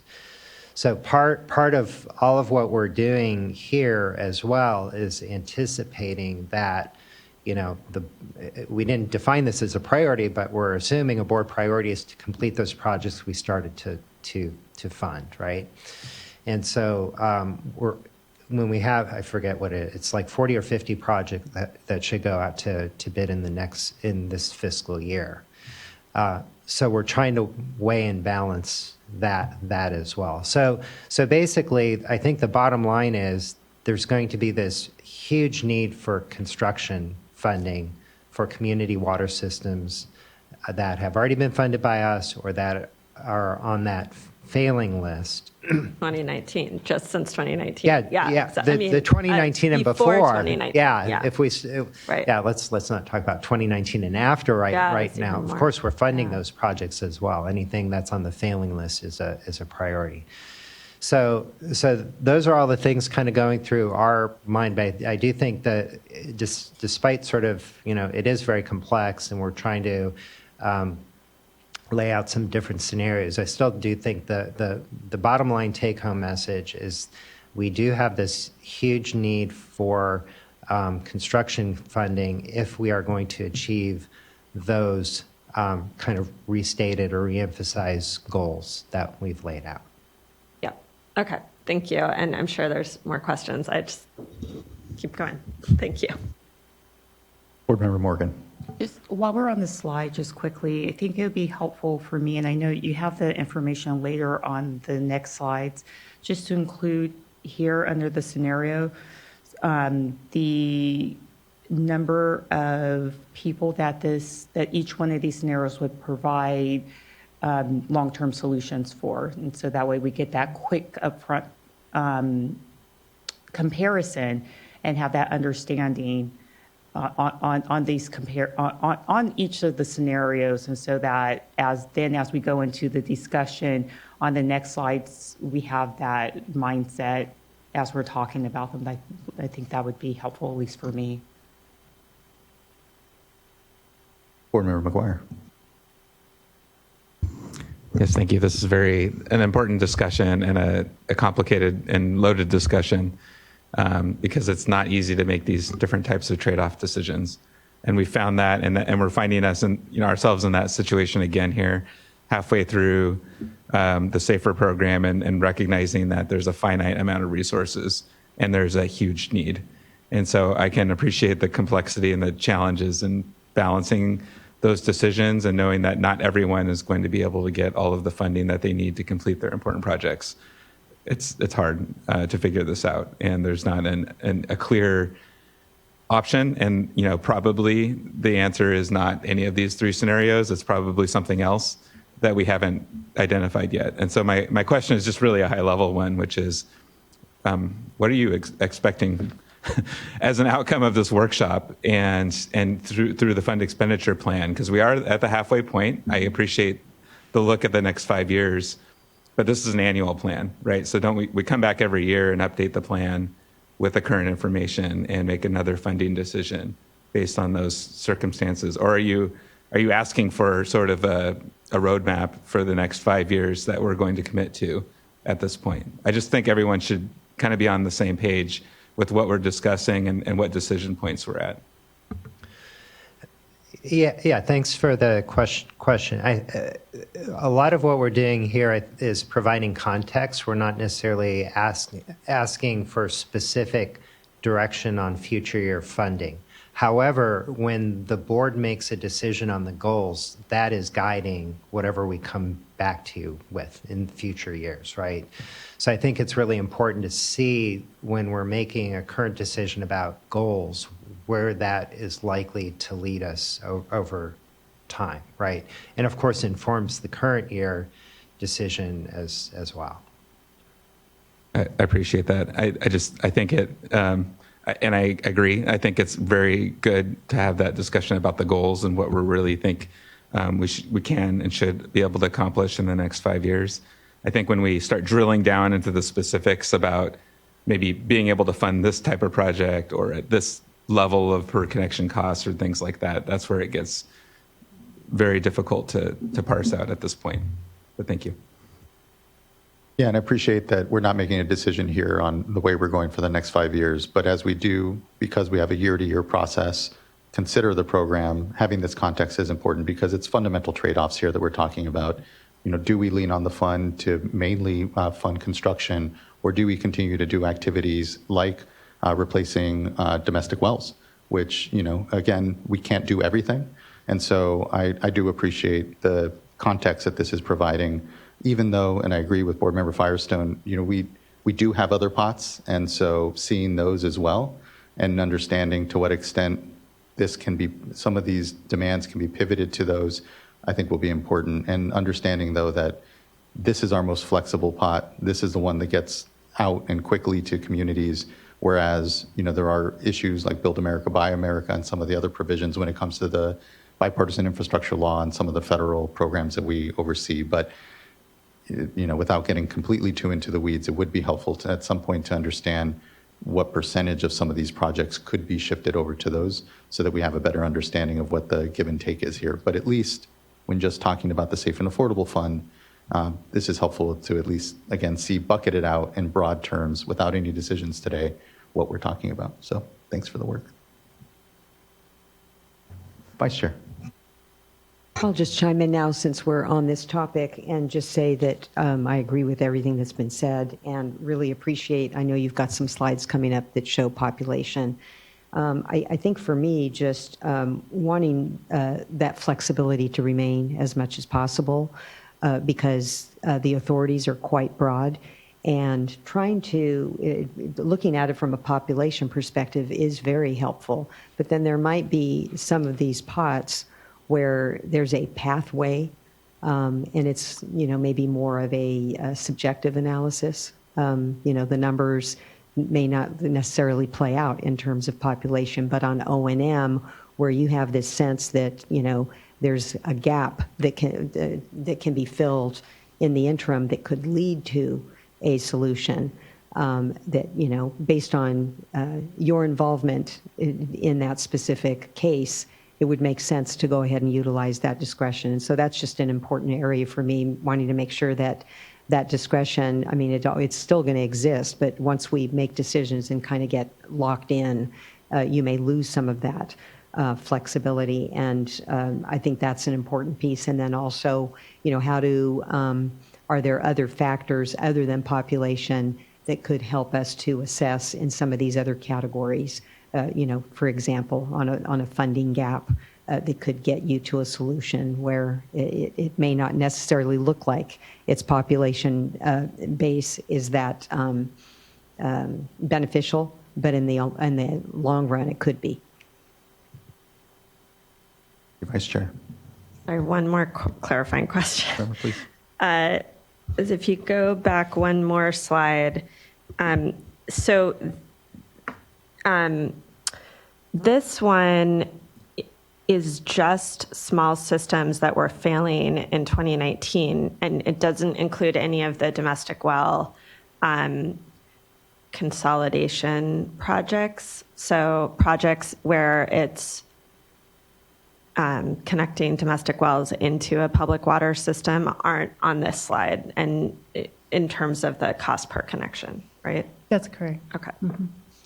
But in the scenarios that we'll go through and in the current fund expenditure plan, we're continuing to support those, but we're looking at even just looking at the systems that were failing in 2019, what the construction demands and cost per connection are. Okay, thank you. Thanks. Really appreciate the discussion at the dais. Thank you. So if we could go back to slide 34. Yes. So I had just finished talking about this one, but just to maybe recap this scenario, if we are looking to fund the most cost-effective failing list construction solutions, this would assist about 100 failing systems and would benefit almost 88,000 people. And then we would also be able to continue our interim regional programs in this scenario, which could potentially benefit almost 9,000 people. And then I did want to note that the scenario, we were looking at only funding 5 of the known domestic well consolidation projects, as well as some ongoing well replacement funding, and that would potentially assist around 4,000 people. Next, please. This slide further illustrates the impacts of prioritizing our funding in a scenario like scenario 1. when looking at the failing list systems for 2019 in particular. The map on the right, on the left, sorry, has red dots representing those 2019 failing systems that have not yet returned to compliance. And if we use a funding approach like scenario 1, considering the most cost-effective projects, that would mean that about 100 of the systems would turn green, which means that those communities totaling about 90,000 people could have safe drinking water in this scenario. So sorry, I know I keep interrupting. So what you're saying here is that if we continued funding everything in terms of interim solutions, O&M, TA, administrator, like in the same proportion as we're doing now, or as we're proposing now, but doing that continued over the next 5 years, we wouldn't and we're just looking at the Safe and Affordable Drinking Water Fund, we wouldn't have enough construction funding to fund all of those red dots on the right-hand one that were failing in 2019. Because those are basically what we're saying in scenario 1 is that those wouldn't get funded. Is that, I mean, I think I'm just trying to make sure I'm understanding the choices and how this is setting it up.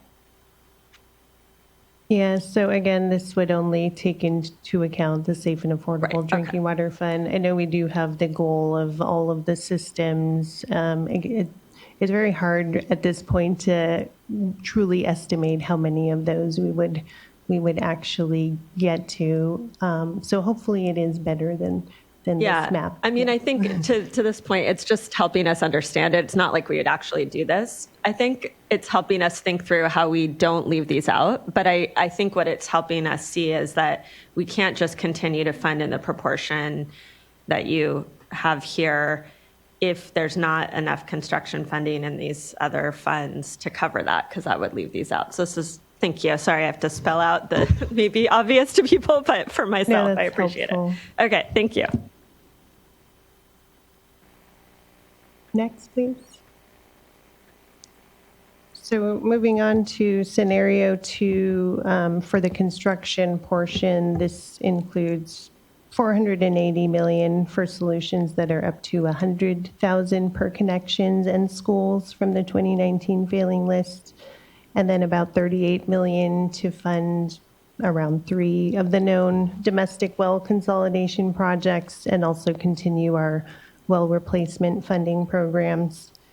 This scenario has a same proportion going towards TA to continue planning efforts as prior scenario 1.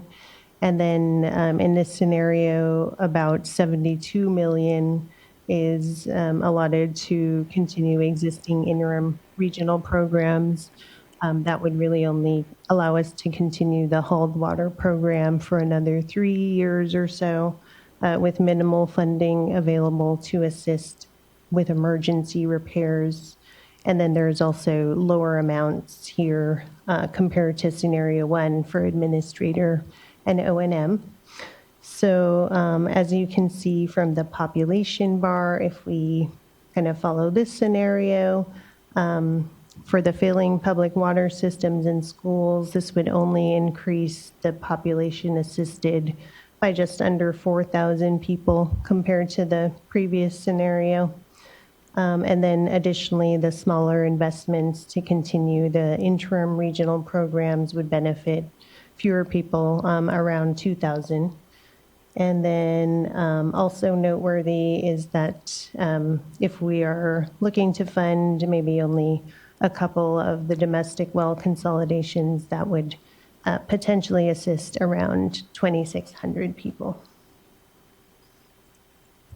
Next. Lastly, for scenario 3, this construction funding includes $628 million for solutions that are up to 150,000 per connection and schools on the 2019 failing list, In this scenario, we would not be able to fund any domestic well consolidations or continue the existing well replacement programs. There's a reduced portion going to technical assistance to continue planning efforts, and then only $5 million has been slotted here for the truly emergency type interim solutions or repairs, with little to no continuation of any of the regional programs. And then this scenario would also have no funding for administrators or O&M. So as you can see from the population bar, investing in this kind of next bin of up to $150,000 per connection, and schools would only increase the population assisted by another 4,000 or so people. And then again, this scenario significantly reduces the capacity to fund other solution types. Next. So lastly, Board Member Morgan, please. Sorry to interrupt. Sorry. So I just want to, thank you for, the different scenarios and running through them. And I agree with, all the discussion that we've had here. And I think, it's great to see all this. I think that it's also just highly subjective and just the different scenarios. And as you move, through time, because as we know, an interim solution is just that, and it continues to cost over time, and the long-term solution increases in costs. And so it really is just a point in time. And so it really does, that these bars continue to move. And so I think for me, I'm using caution as I'm looking at this. And, and I guess I also keep getting stuck on the, when looking at scenario one, calling it the most cost effective, because it really depends upon which projects are being included here.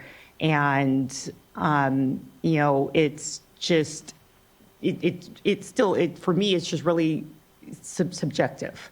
And it's a one point in time, and it's, which projects, and it may be a higher cost project to do today is the right thing to do today. And we really need to take a look at the bigger picture and have that flexibility, as the vice chair was speaking to decide, hey, if it's more cost effective to move a project forward today versus waiting longer and doing an interim solution, because the cost would just be just that much more. And so I appreciate the analysis and looking at it and having something to take into consideration. I also think that, just as Mr. Kurkowski, as you're speaking to, there's so many different things with funding over time, to where it really is something to come back to and to take a look at the funding that's available at that point in time, and to make a decision based on that time, that moment in time, and what makes sense for that project, the funding that's available, and for us to make decisions then. This provides great information for us for now at the time that this analysis was done. In 6 months, it could be a totally different scenario and totally different decision making. And just want to, make sure that we're preserving that decision making space to make the best decisions for the communities, because, we only have this map that is showing a 5-year scenario for scenario one. There's still a lot of red dots that end up on this map. I know that we can't turn them all green. At the same time, we can't provide interim solutions for all of them 5 years and on.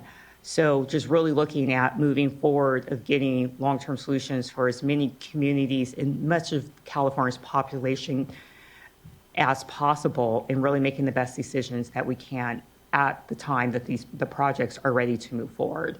So just wanted to thank you for taking the time to go through all this, and just expressing my want to make sure that we are really analyzing projects at the moment in time that they're ready to move forward to each step, and making the best decisions that we're able to with the funding that's available at that time. Yeah, thank you, board member. Agree, and ultimately, it's a bit of a gut check that this provides us here. And again, off of the major sort of trade-offs, at least that we're seeing between construction and then the other activities that the fund is currently supporting. Thank you. Thank you. So just to close out, I did want to provide a summary of key updates for this year's fund expenditure plan compared to last year's, and then go over our next steps in our process here.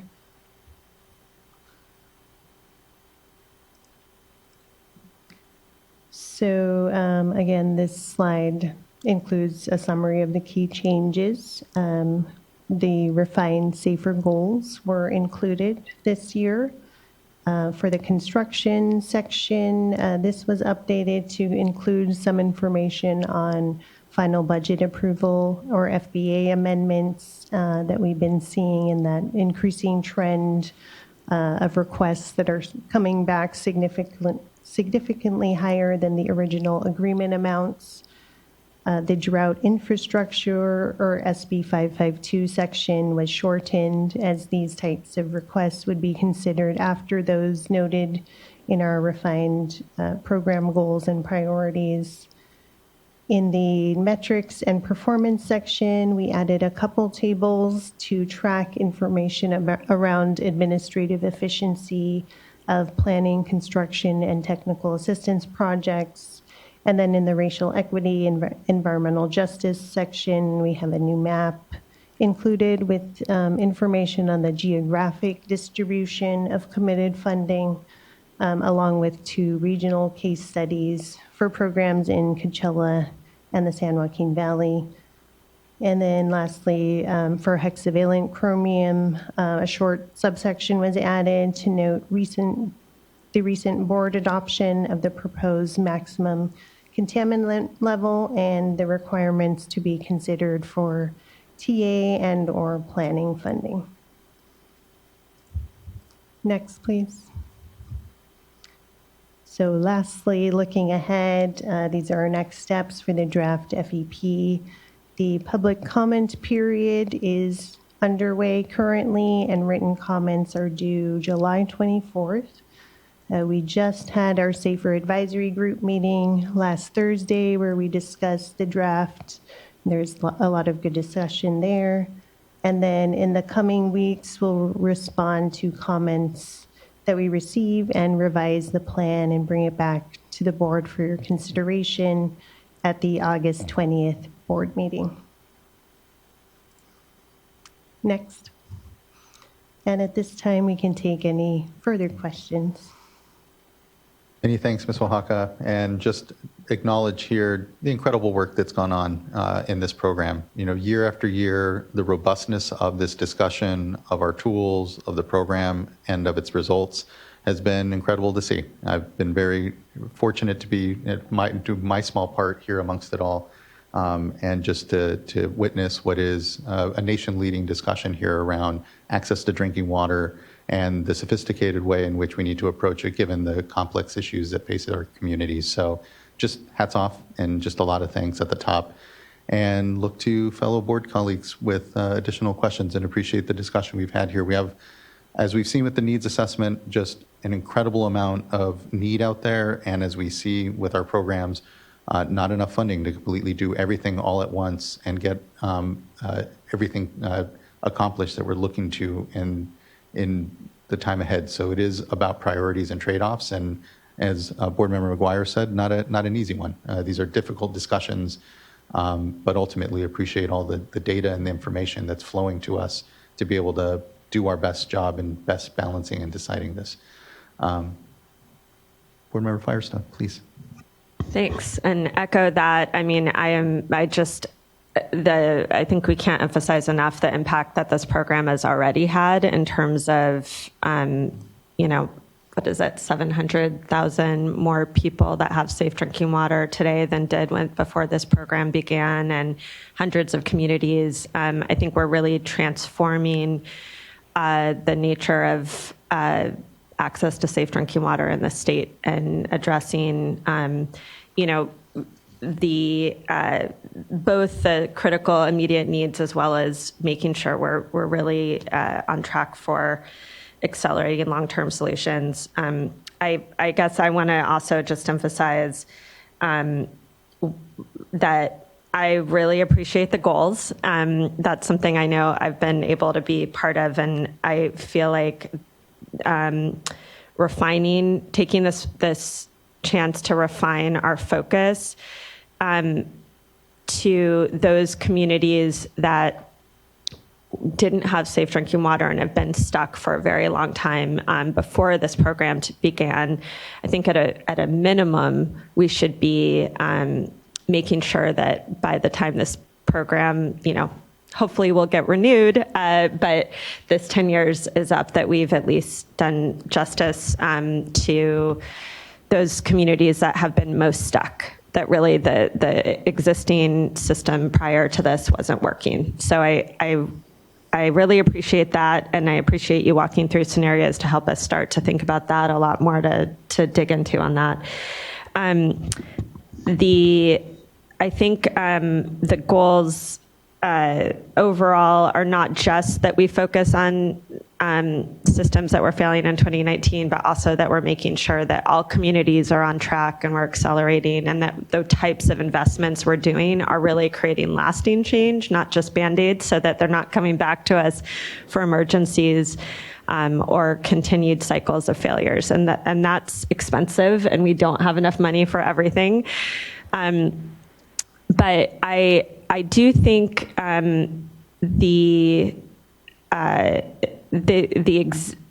to put things into perspective, that the fund priorities for this fund expenditure plan for this coming fiscal year, which is all we're ultimately will be adopting at the next hearing, is not a drastic departure from what we have been doing. I think it's a gradual refocusing. And so we're not looking at cutting off existing programs or support. We're looking at continuing our existing programs for communities served by state small water systems and domestic wells. But it is refining the focus on the highest priorities around our failing systems, because it's helpful to look back at the metrics, and about a fourth of the systems receiving assistance aren't, at least in our needs assessment, identified as failing or at risk. And so it's helpful for us to refine, okay, we don't have limited funding, where are we really targeting? So this is, I think, a good balance between refining and prioritizing, but not drastically shifting the existing programs that we have where there is a need. I think it does, though, set us up to have to prioritize figuring out what is our strategy, and clarifying the role of this program for domestic wells and state smalls, and interim solutions in particular.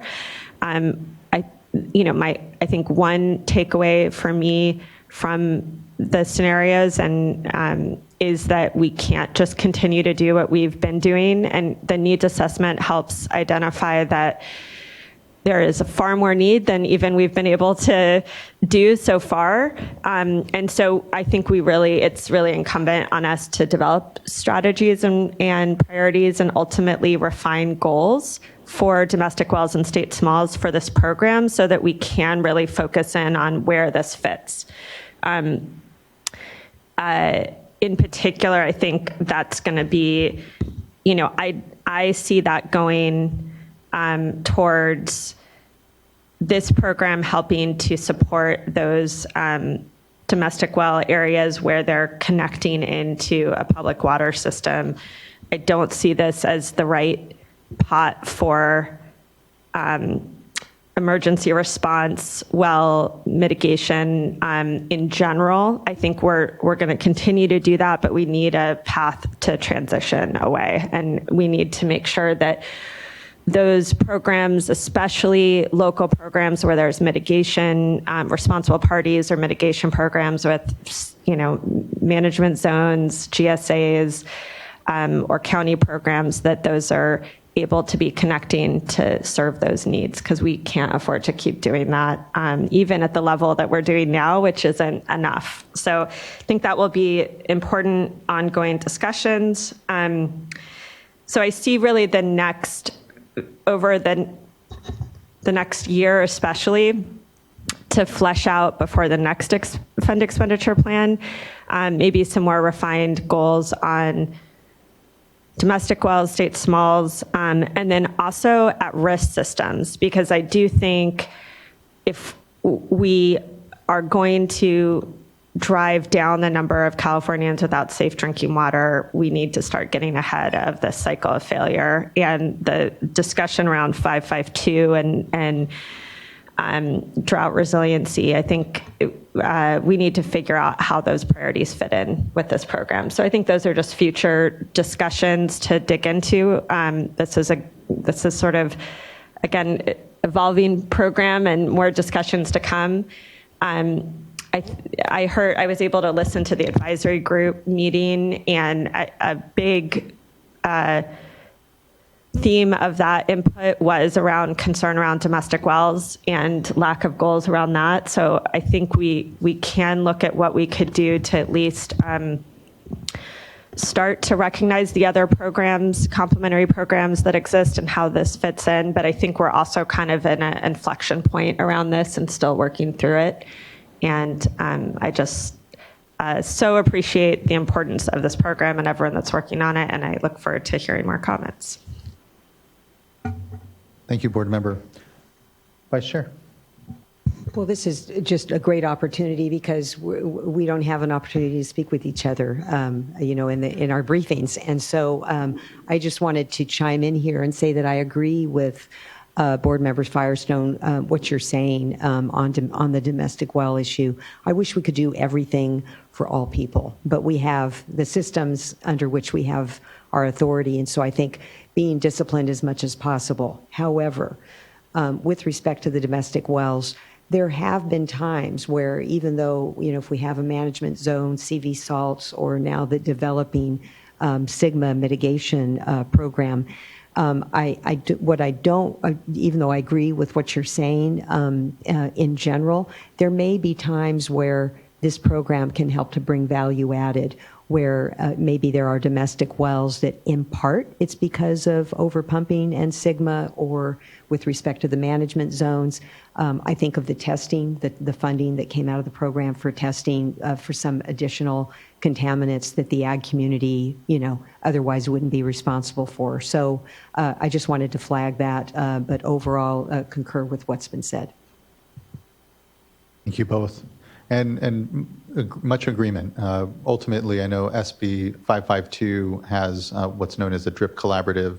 I'm a member of that. I know Cal EPA is as well, and so is Department of Water Resources and many of the entities that we work with, both at the county level, but also folks like self-help enterprises. So I think there's a way that we can begin to better articulate the roles and responsibilities of kind of everyone in this space, especially domestic wells, because of the complexity of the support and the programs out there, and importantly, get us to define better as well where our programs are. So appreciate the good comments by Board Member Firestone and the Vice Chair. Much agreement. Looking to see if there's any other questions or comment, and we have a few commenters, so we can begin to go to them. I'd like to first call up Angela Islas, be followed by Ignacio Gonzalez, and then Eric Oriana.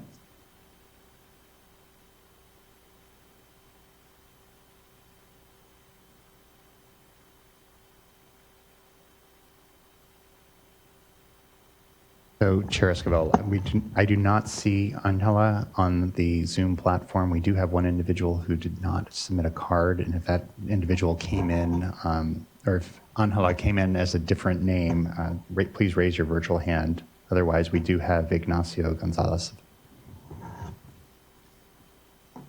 Okay, thank you. And seeing the hand not raised, then Ms. Islas, if you're viewing us through the webcast or anything and having any challenges getting onto the Zoom platform, please do. You can email the clerk of the board at board.clerk@waterboards.ca.gov. And next then we'll go to Ignacio Gonzalez.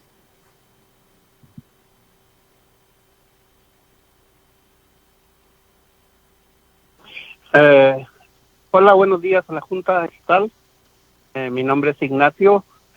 Y pues más que todo quiero darle las gracias a la Junta Estatal por el apoyo que ha dado a los programas, pues más que todo programas de agua embotellada, pero también quiero recordarles que estos programas son a corto plazo y desafortunadamente sabemos que hay una gran cantidad de comunidades que estamos padeciendo del problema del agua. Entonces yo quisiera pedirles que redoblar el doble apoyo para tratar de dar apoyo a los programas a largo plazo, porque el programa de agua embotellada es un programa a corto plazo. Y también, sí, gracias que nos dieron este programa, pero también necesitamos el apoyo de ustedes. ¿Para qué? Para que estos programas de a largo plazo, estén en función, ¿me entienden? Y más que todo, las comunidades que estamos padeciendo todos estos problemas del agua, estemos más seguros. Entonces, de antemano yo le doy las gracias a ustedes y también decirles que necesitamos el doble apoyo de ustedes para apoyar los programas de a largo plazo, como construcción de pozos, de nuevos pozos, ya que todos los pozos de nosotros están contaminados. Entonces, les pido en nombre de todas las comunidades que nos apoyen en estos programas de a largo plazo. Gracias. Gracias, Señor Gonzalez. I'll quickly try to translate. Mr. Gonzalez said, thank you for the work and the programs that the board is doing. Especially, he had mentioned that, yes, there's bottled water programs, but wanting to see us double down on long-term solutions as well and more complete solutions for all the challenges that these systems are facing. It's good that we have bottled water out there, but we're definitely needing to make sure that, again, we're doubling down on the effort for long-term solutions for communities. So, gracias otra vez, Señor Gonzalez. Next, I'd like to call up Eric Correana.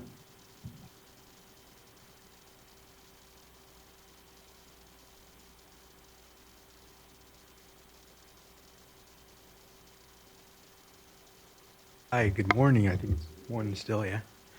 Good morning, folks. Good morning, Chairman, board members. Thank you for the opportunity to share a comment. My name is Eric Oriana here on behalf of Community Water Center, and just wanted to share some comments both in support and some constructive support comments as well for what we are discussing today, which is a really exciting program, the Safe and Affordable Drinking Water Fund Expenditure Plan.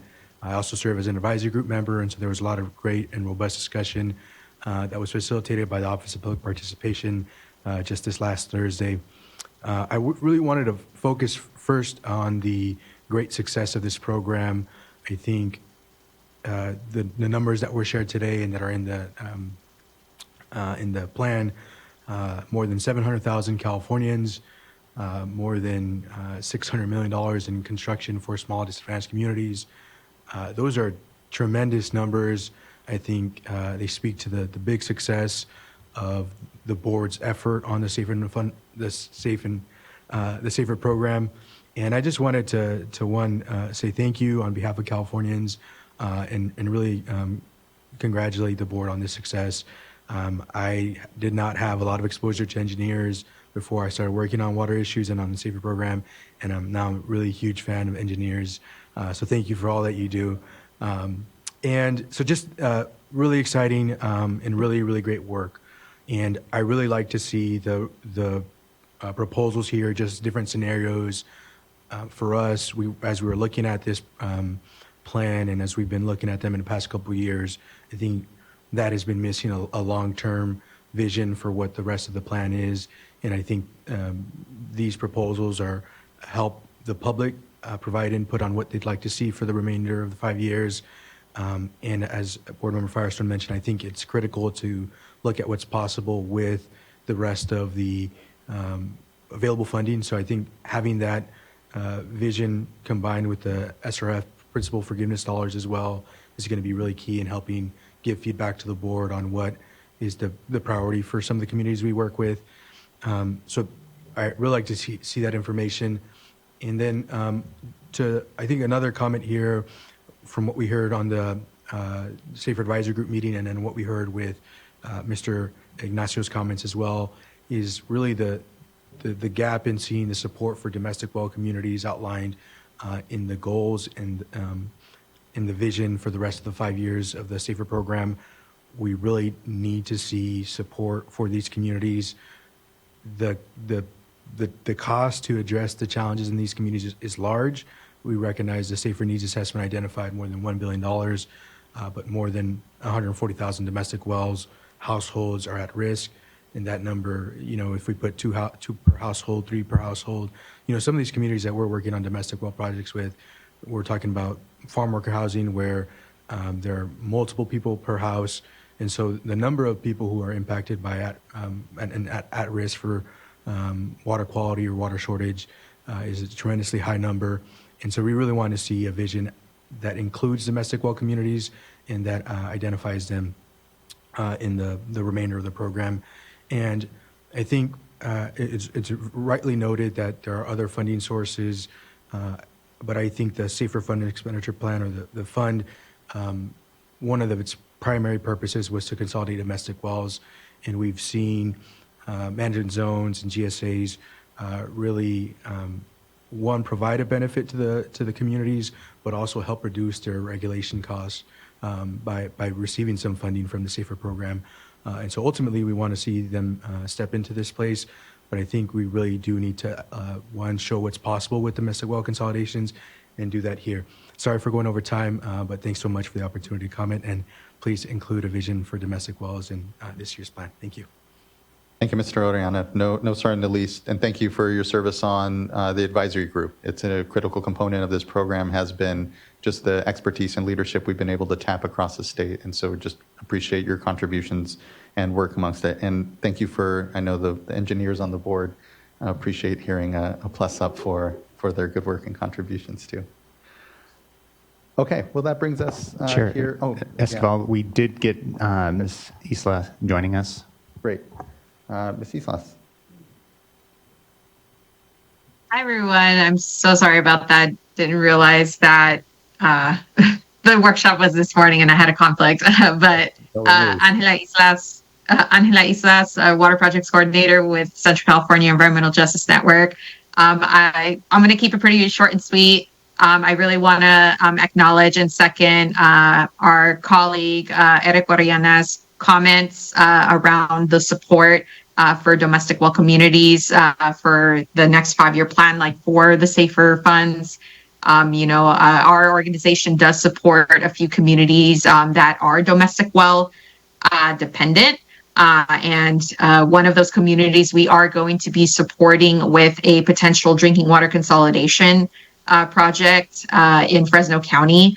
And so, definitely I think that strategizing for the in-betweens on consolidation, I think is something that's really critical, as many of the residents that are dependent on self-help hauled water, as well as bottled water and even 5-gallon jug water. I mean, that's a lot of critical resources that are needed, especially in between the planning for consolidation. And so I think definitely with Eric's comments, there definitely needs to be more support in that area. And so I really appreciate you all still for, making the tremendous effort to make the most fairest, kind of separations of funds, because all projects really do need all the support that they need. So, but definitely I think that this is an area that, our organization, as well as many others, are really looking forward to still continue to contribute how we can best support these communities. So again, that's my public comment. Really appreciate the time. Thank you for your time, Ms. Islas. Appreciate those comments. And thank you for participating through comment at the advisory committee meeting or group meeting as well. I appreciate the work and leadership that you're doing here and advocacy. It's much appreciated. Thank you. All right, that brings us here, I believe, to the end of our commenters. This is just a workshop, so just here for discussion, no voting item amongst us, but looking to my fellow board colleagues if there's anything further they want to flag, highlight, have discussion. I think here critically, it is a balancing act that we're trying to do here amongst a lot of need and prioritize as best we can and still make movement and addressing domestic wells, knowing that there are more expensive projects. They become somewhat more challenging to be able to fully fund with limited funding, but are here to do our part and help make sure that we're advancing the discussion, knowing that given all the interim bottled water that is being provided to a number of domestic well communities, we're there already. And so helping to figure out what the long-term solutions are, how best our program in a balanced fashion can fund those, and how we bring others so that we have a larger pool of resources and leadership here to address the real challenge is going to be important. And certainly, as always, here before the board, a bit of a balance. But anything further that folks have heard want to leave us with? Okay. Hearing none then, thank you so much, everyone, for this discussion. Look forward to, I know, what will be a final adoption here of the plan and any discussion or comments as we lead up to it. So just thank you very much. Let's go ahead and give ourselves a 10-minute break before we dive into our drinking water fund expenditure plan, or intended use plan, rather, different terminologies for different programs.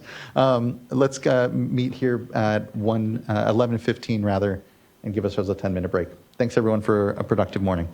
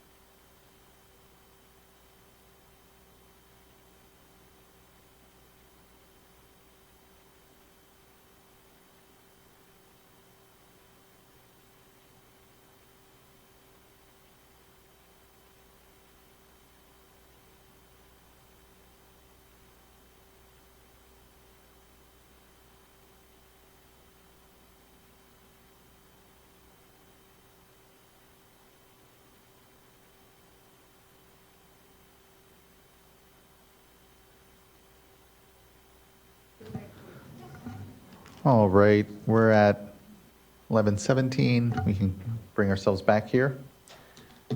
Next item is item number 6, which is our workshop on our draft fiscal year 2024-25 drinking water state revolving fund intended use plan. Kick it off to our folks here.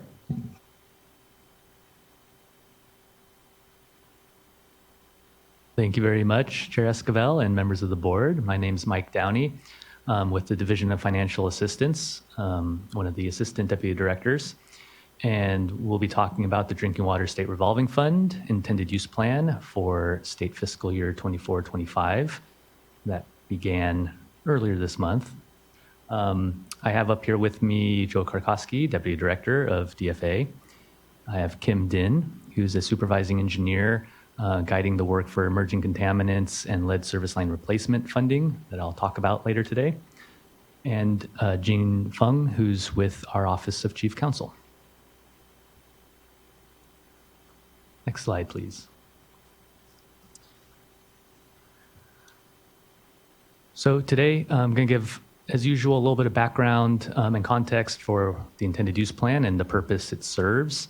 And then I'm going to talk about the loan side of the drinking water SRF and future capacity, and then talk about the different, sort of sub-programs that the IUP covers with small community grant funding, emerging contaminants, and lead service line replacement projects.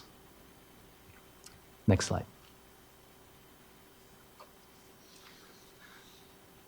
So the intended use plan provides guidance for the Drinking Water State Revolving Fund and complementary funding that we have decided to include in the plan. So some of that includes past voter propositions, Prop 1, Prop 68, and any remaining funds from those. Most recently, the Budget Act appropriations from 21, 22, and 23. This does not currently include the 2024 Budget Act appropriations, and I'll talk about that a little bit more later. The intended use plan is a federal requirement from EPA. We use it to apply for our capitalization grants, and it outlines, both the demand for the program, the need for the funds, and our adherence to the requirements. These plans also include the bipartisan infrastructure law funds, and I'll talk a little more in depth about those. And in general, projects are prioritized to address the most serious public health risk problems. At the very basic, it's to ensure compliance with Safe Drinking Water Act requirements and assist those most in need from affordability basis.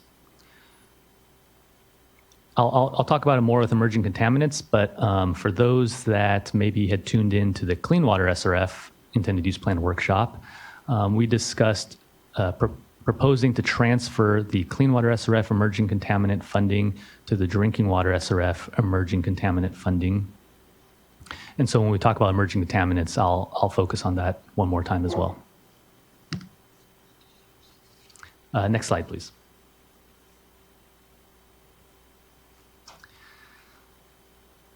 A few years ago, in a simpler time, we had one IUP. So now we have multiple IUPs, and the bipartisan infrastructure law has provided additional SRF funding.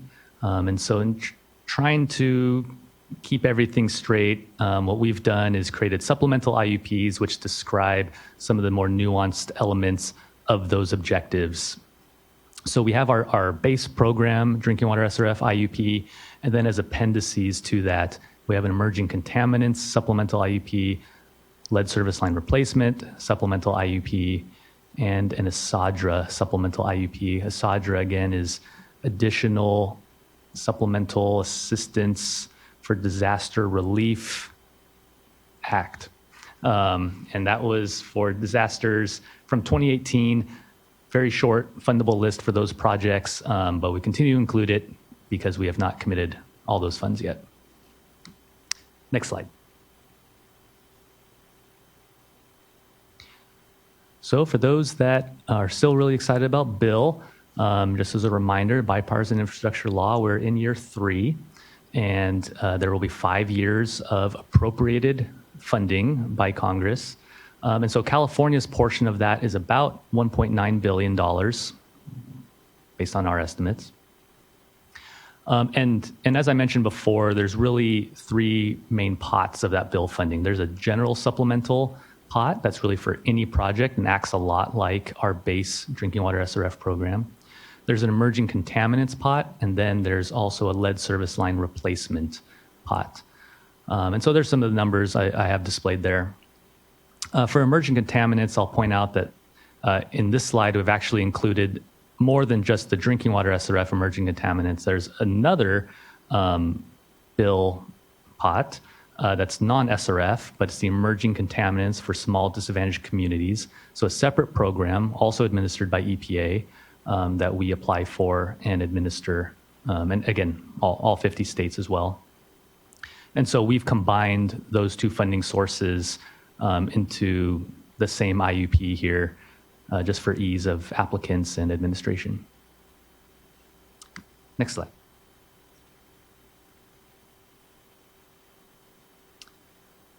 Great. So we still do have the Drinking Water SRF base program. We didn't used to call it the base program. It was the only program. And so the bill also authorized a large amount for Drinking Water SRF. The difference is that's only authorized, and so Congress still appropriates each year's amount. And so just as a reminder, early on in bill, there's a lot of excitement about this increased authorization. What we've seen is that Congress has not appropriated up to the authorized levels. They've authorized at about the same levels that historically we've seen for the programs. And then on top of that, there has been congressionally directed spending ever since 2022, the first year of bill. So what that's resulted in is much lower capitalization grants for states. Essentially half is what we've seen in California. So historically, we're getting about $100 million for the program. This year's capitalization grants are around $50 million. And so that's a change. Overall, still much higher appropriations for the Drinking Water SRF program because of these additional objectives. Of course, those objectives have to, are the focus of those funds. So there's a balance there. And I think the next slide might show a little more of that.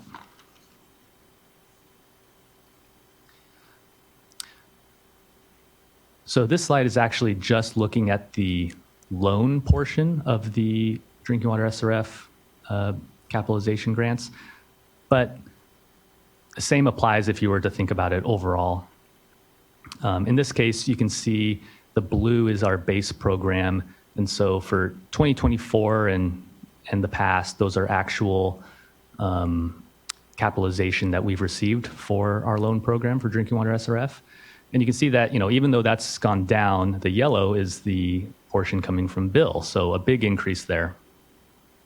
One thing that we're watching and being a bit conservative about is that drop off going from year 2026 to 27, where we're expecting the bill funds will be done. But Congress may continue to do congressionally directed spending along with these lower appropriations, could have a big impact on not only the capital coming in for loans, but also principal forgiveness, which acts a lot like a grant.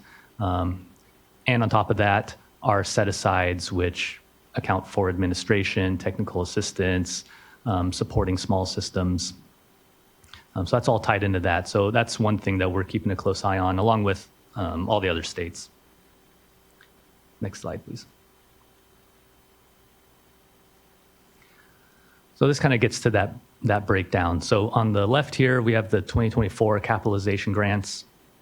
You can see that the base program is a relatively modest $50 million, much larger for the general supplemental, and then the emerging contaminants grant makes up almost $100 million.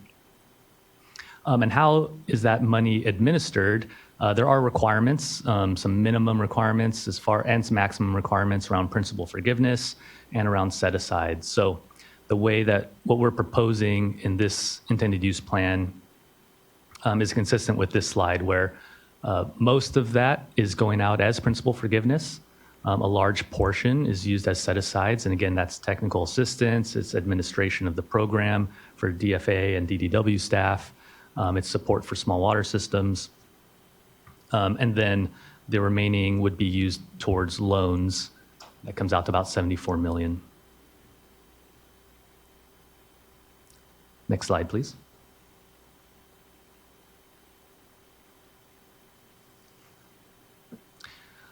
Well, maybe can you go forward one more? I'll do these out of order.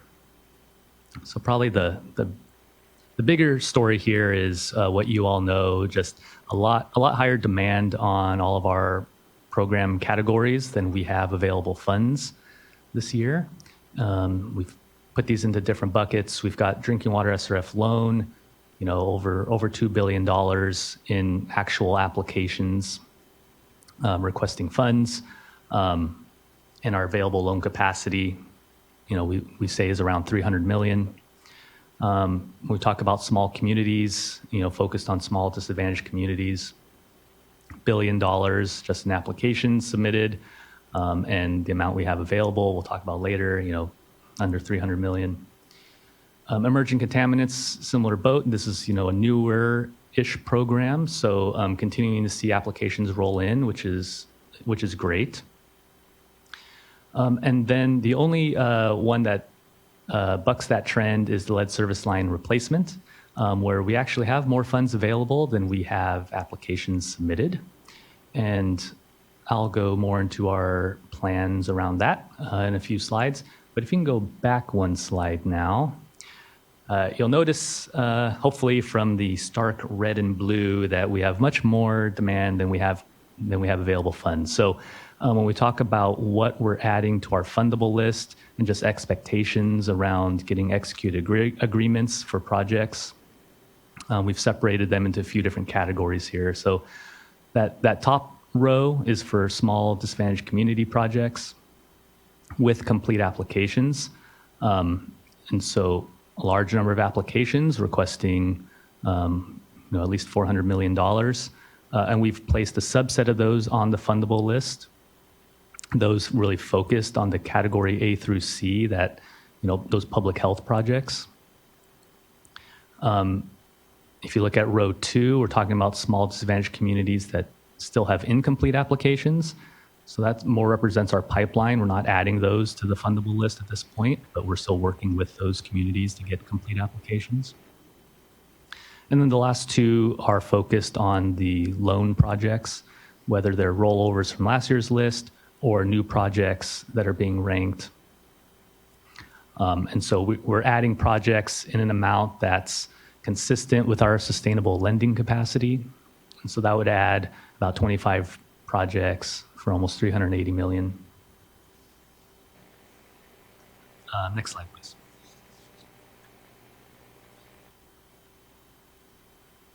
Perfect, thanks. So I mentioned the $300 million lending capacity. And I'll mention real briefly just the fact that we're running a leveraged program.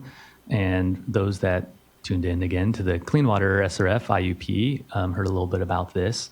What that means is we are making funding commitments for loans beyond funding we currently have in our bank account. And we're relying on the loans we've already made in the past to repay their loans, and that revolving part of the Clean Water State Revolving Fund comes into play. So as we plan, we're going to receive those revenues, hopefully when we need them to make disbursements for the new commitments we're making this year. Whenever our cash flows are falling short of that, we're able to issue revenue bonds, and we can use that cash as SRF dollars. So we overcommit and then sell revenue bonds as needed to meet cash flow demands. So what limits us from issuing revenue bonds and just having a whole bunch of money? Well, that's based on our ability to pay debt service. And so with our financial advisor, we have a pretty complex financial model that looks out 20 years, includes everything that's in the program, in our indenture. And so what we believe we can do is sustainably lend about $300 million a year and be able to pay our debt service for future bonds and still maintain a sustainable program, because one of the core elements of the SRF programs is that they remain in perpetuity. So they should exist beyond any of us here. When we look at the last few years, again, this is just a subset of the drinking water SRF, really focused on the loan side. Even though we'll have some higher years and some lower years, overall on average, we've committed about $275 million a year. So we're about at that sustainable goal.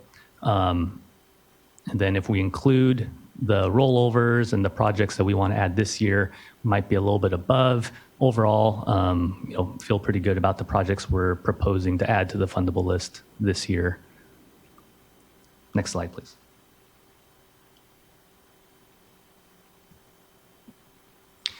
So I mentioned the fundable list, and the fundable list is just that. It's projects that we can execute a funding agreement for in the fiscal year.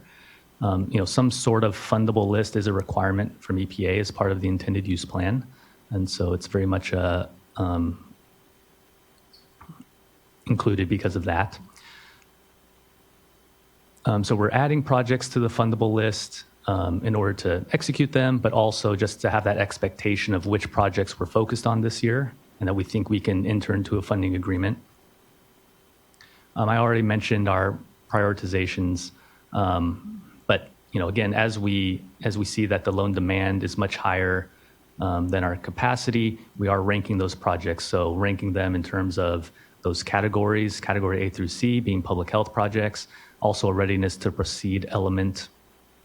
And in the future, I know we've mentioned talks about a policy amendment, perhaps moving towards a scoring system for the drinking water SRF, just to help manage that demand. Next slide, please.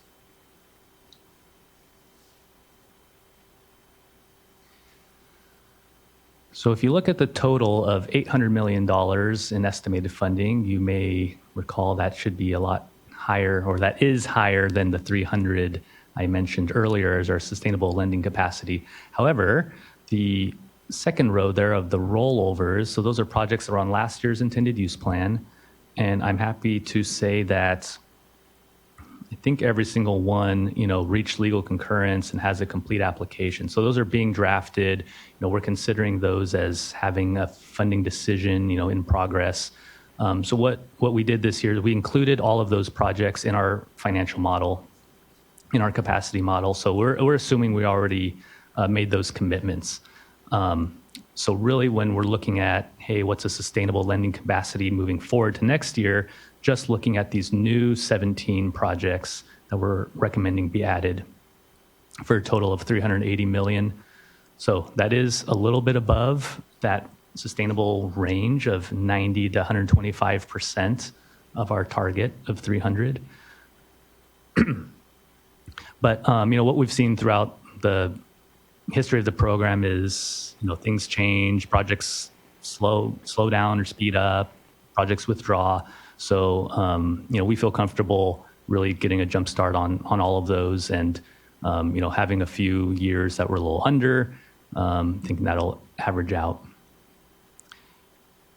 That does require, however, that we put a loan maximum and put a limit this year on the loan availability. So we're suggesting a $50 million maximum loan, similar to what we've seen on the clean water side for the last few years.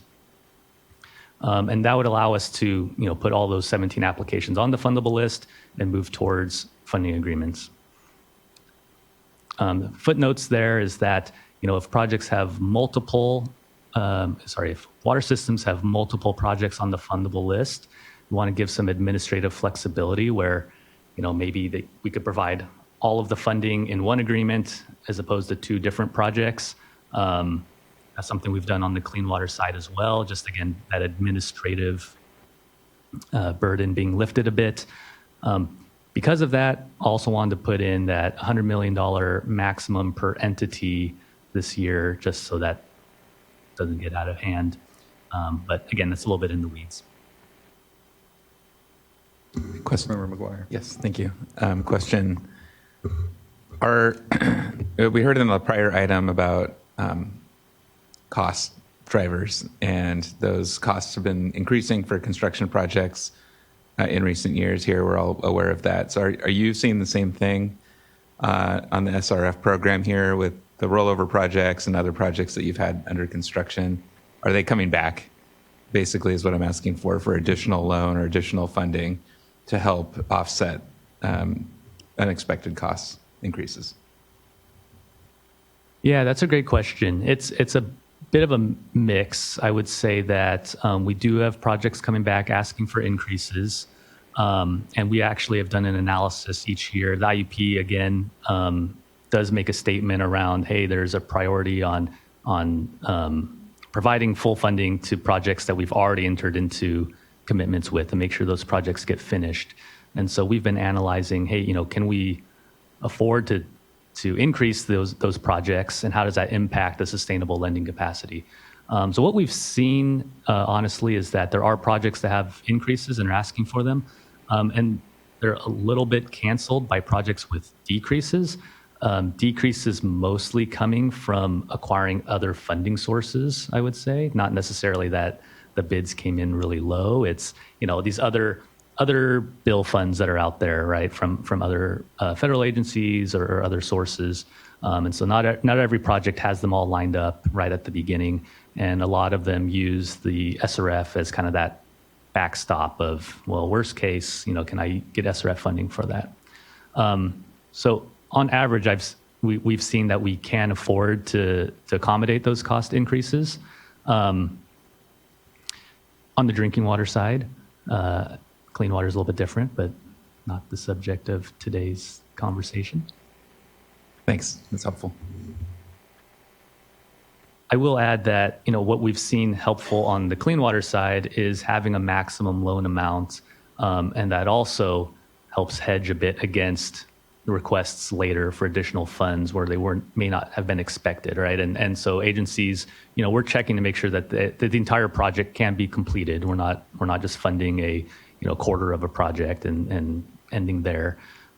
So assuring that the project can still be finished, and then having any limit does provide some assurance that they're not coming back to us for more funding later.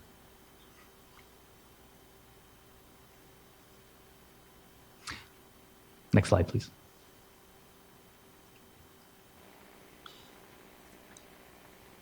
All right, this gets a little bit weedy, but I think there's a lot of agencies very interested in it.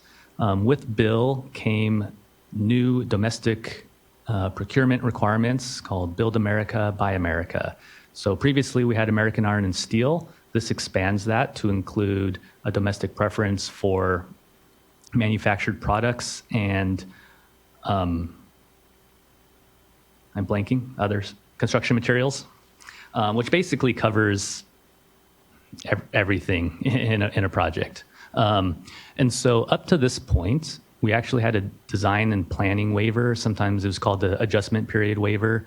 And so projects that had already made significant design decisions by the enactment of Bill basically were found to be in compliance with the expanded Build America, Buy America requirements.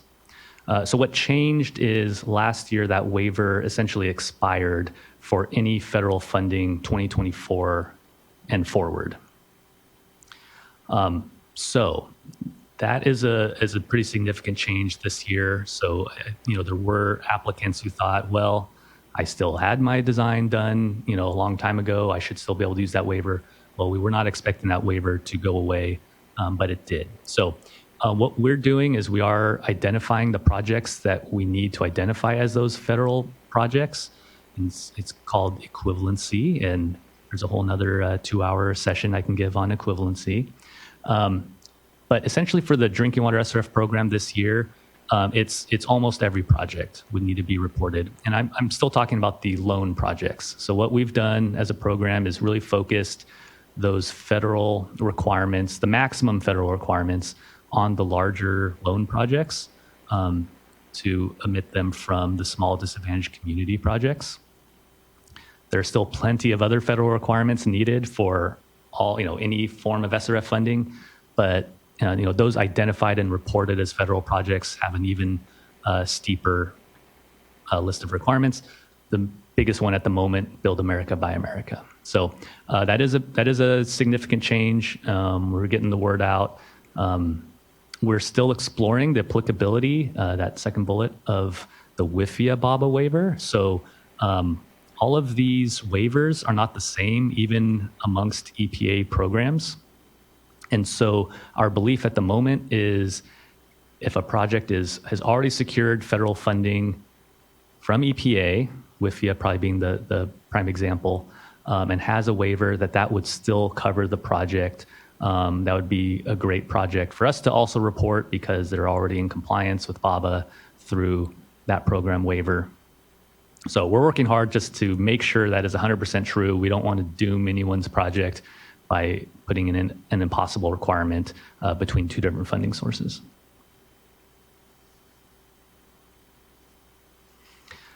All right, enough about that. So I'm going to pivot into focusing on small disadvantaged communities, and please stop me along the way as this may have some direct applicability to the FEP that was just had a great discussion about.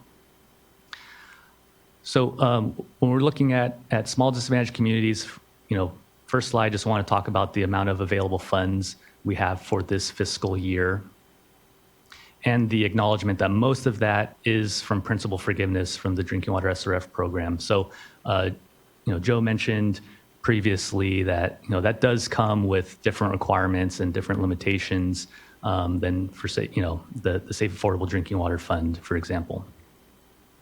There's also a relatively small amount of Prop 1 and Prop 68 grant that's still available, either through disencumbrances or fund shifts. So totaling, about $250 million.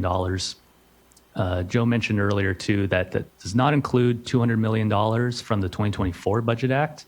Those funds need to be further analyzed. That's now, instead of coming from general fund, as you know, coming from the Greenhouse Gas Reduction Fund. So exploring what exact requirements need to be satisfied to be able to use from that fund. And then coming before the board with a recommendation on that split between drinking water and wastewater. Next slide, please.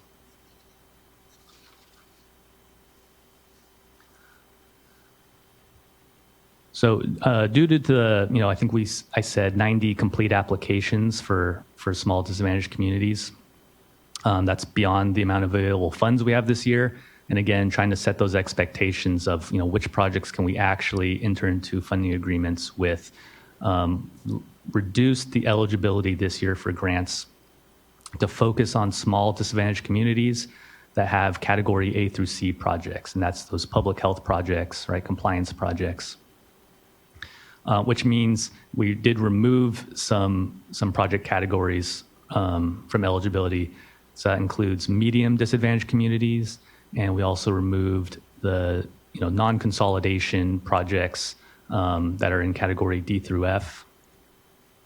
And should have mentioned category A through C, small disadvantaged, plus consolidations. Consolidations still that high priority. One bullet I'll mention is that hexavalent chromium and PFAS are both, we're considering those to be a category C project, even though, those hard limits and deadlines may not be rolled out yet, but systems are working now to get into compliance. And so work with DDW to make that clarification for this year's IUP.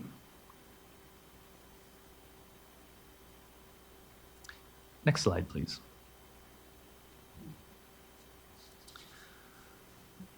Again, in the spirit of strain on available funds, we also revised consolidation incentives in the draft IUP.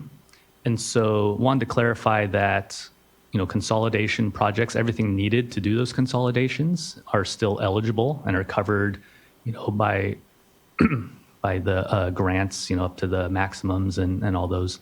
But this is for, that receiving entity, the incentive that could be applied to a separate project, trying to encourage people coming to the table to do those, voluntary consolidations. And, these incentives have been, I don't want to say ramping up, but, they've changed throughout the years as we try to find that right level of incentive that gets projects moving.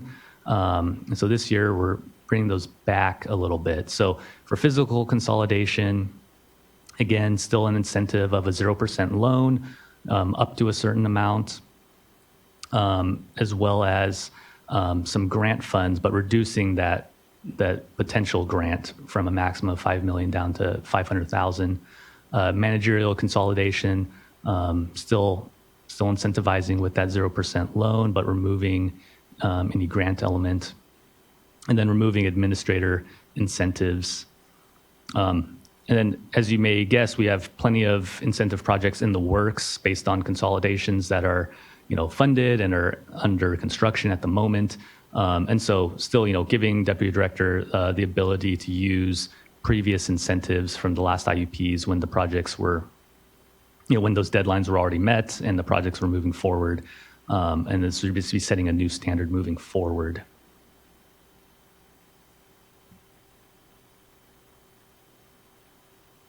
Board Member Morgan. Thank you. So just looking at the bullets on here, I noticed that the incentive projects are lower in priority than categories A through C and consolidation projects. And so can you refresh my memory, just looking at the available funding, is there then funding available for the incentive projects? Well, like a lot of our programs, I'd say it's continues to be fluid. And there's, Christopher Stevens used to talk about a horse race and everyone's passing each other. And I never totally understood the analogy, but I don't follow horse racing either. But, so I do think there is certainly funding available. And it appears that, we know we can't fund everything that has a complete application. Getting from complete application to a complete eligibility file with the right funding source, is the second half of the equation. And so, when we talked about safe, affordable drinking water fund, that can definitely be used as, almost for any project. But we're trying to identify, we see that most of our funding is available as principal forgiveness. So where we can, we're using those funds first in a lot of cases. So trying to balance preserving funds for those projects while also encouraging those incentive projects to move forward. The incentive projects that I've been a part of, we're to some degree relying on those consolidations getting completed or substantially completed before kind of diving in, to calculate what those incentives are, even as they are getting complete.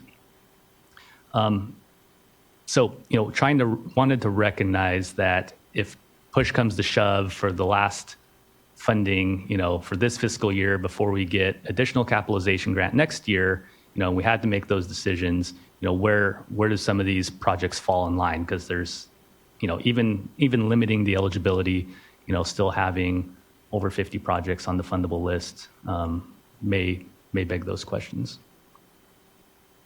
Yeah, so, and Bridget can come up, or maybe Kim knows as well, but we don't have a lot of complete applications for consolidation incentive projects pending, where this $500,000 grant limit would apply. So I don't think this year that would necessarily be challenging. And again, we still have we're proposing constraints around like per connection cost and what community benefited and that sort of thing. So that 500,000 would be a maximum.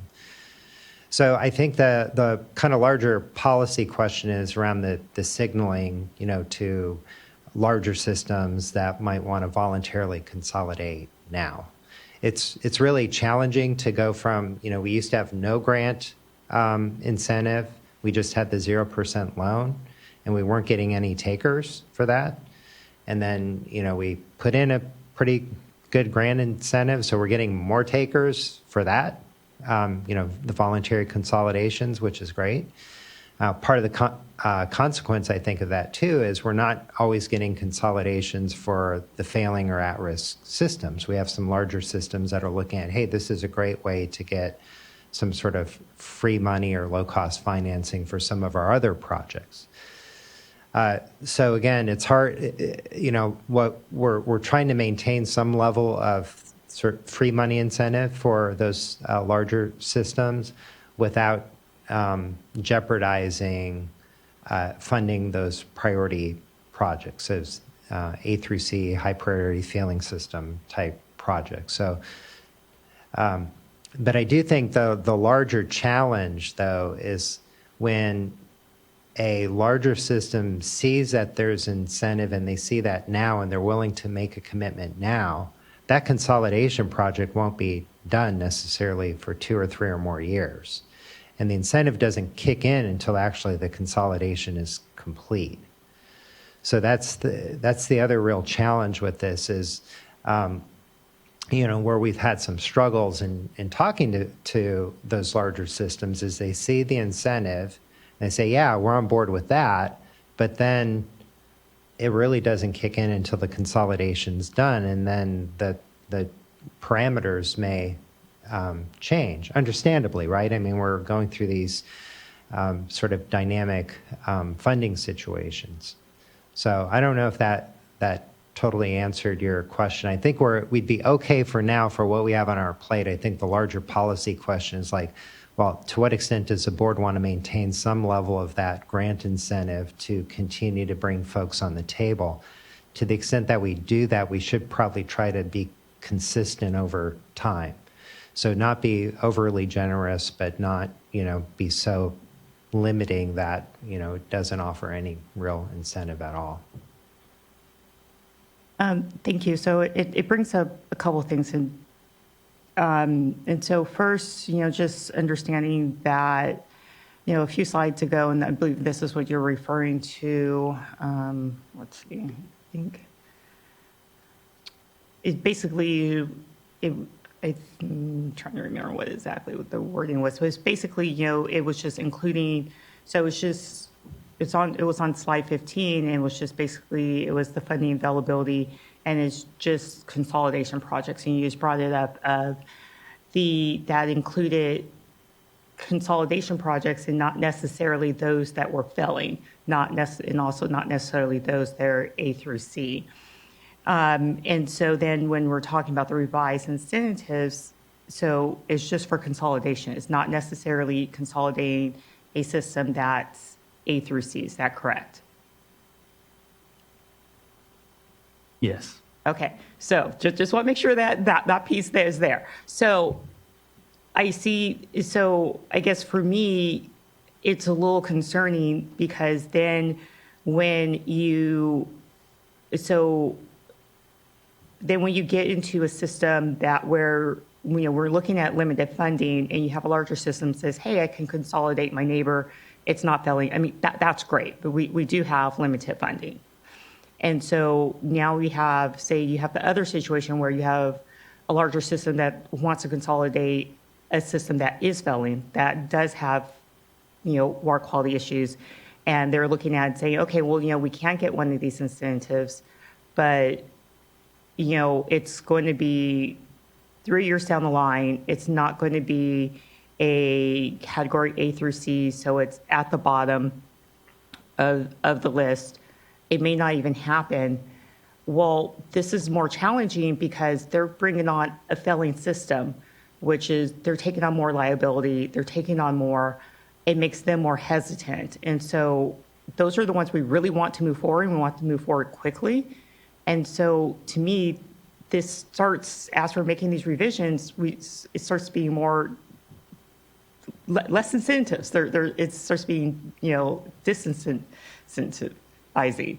And so that's where I started getting concerned. And it's, as we're looking at this bigger picture of where to really make the priorities in the investments, that's where I have concerns. And just once, I really want to take a look at, how we're prioritizing the consolidations and with looking at failing systems and want to make sure that those are getting prioritized and are really moving forward, and we're not disincentivizing larger systems that are willing to take on failing systems and get long-term solutions there, because that's where I see that if we're providing those interim solutions to that failing system, this process getting dragged out longer, that's where our costs start increasing and we're putting more money out the door. And it just becomes this, to me, like a snowball. So I'm a little concerned with some of the priorities that are happening within the consolidation and the incentive area.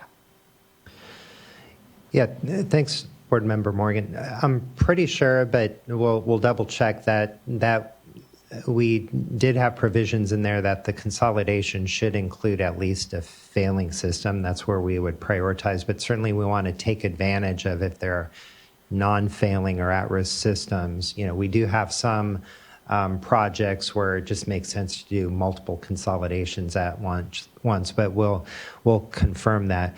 I think the other thing that we can look back at, and again, happy to get some board input or direction, is, because consolidations can take a while to be completed, we thought it was most prudent to wait till the consolidation was actually done before providing the incentive.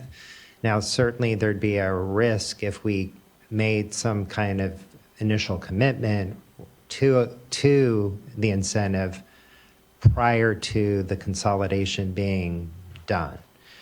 So, but there might be, we can look at that and see if there's something we can do in that realm. It's always challenging to commit current money for a future project. We're generally fairly hesitant about doing that. So again, it is tricky. Going back to sort of the fund expenditure plan discussion, when you look at $256 million here.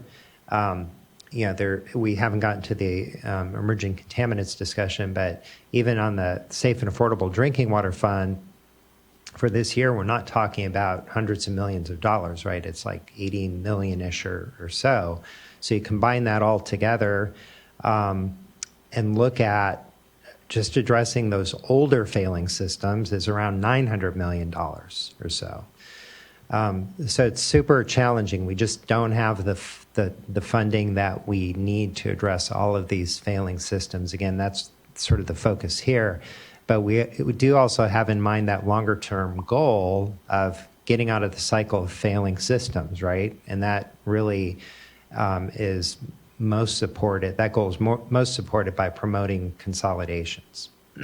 I understand the long-term goal. My concern is getting projects through efficiently, and understand that if you're consolidating a failing system, yes, go ahead and do additional.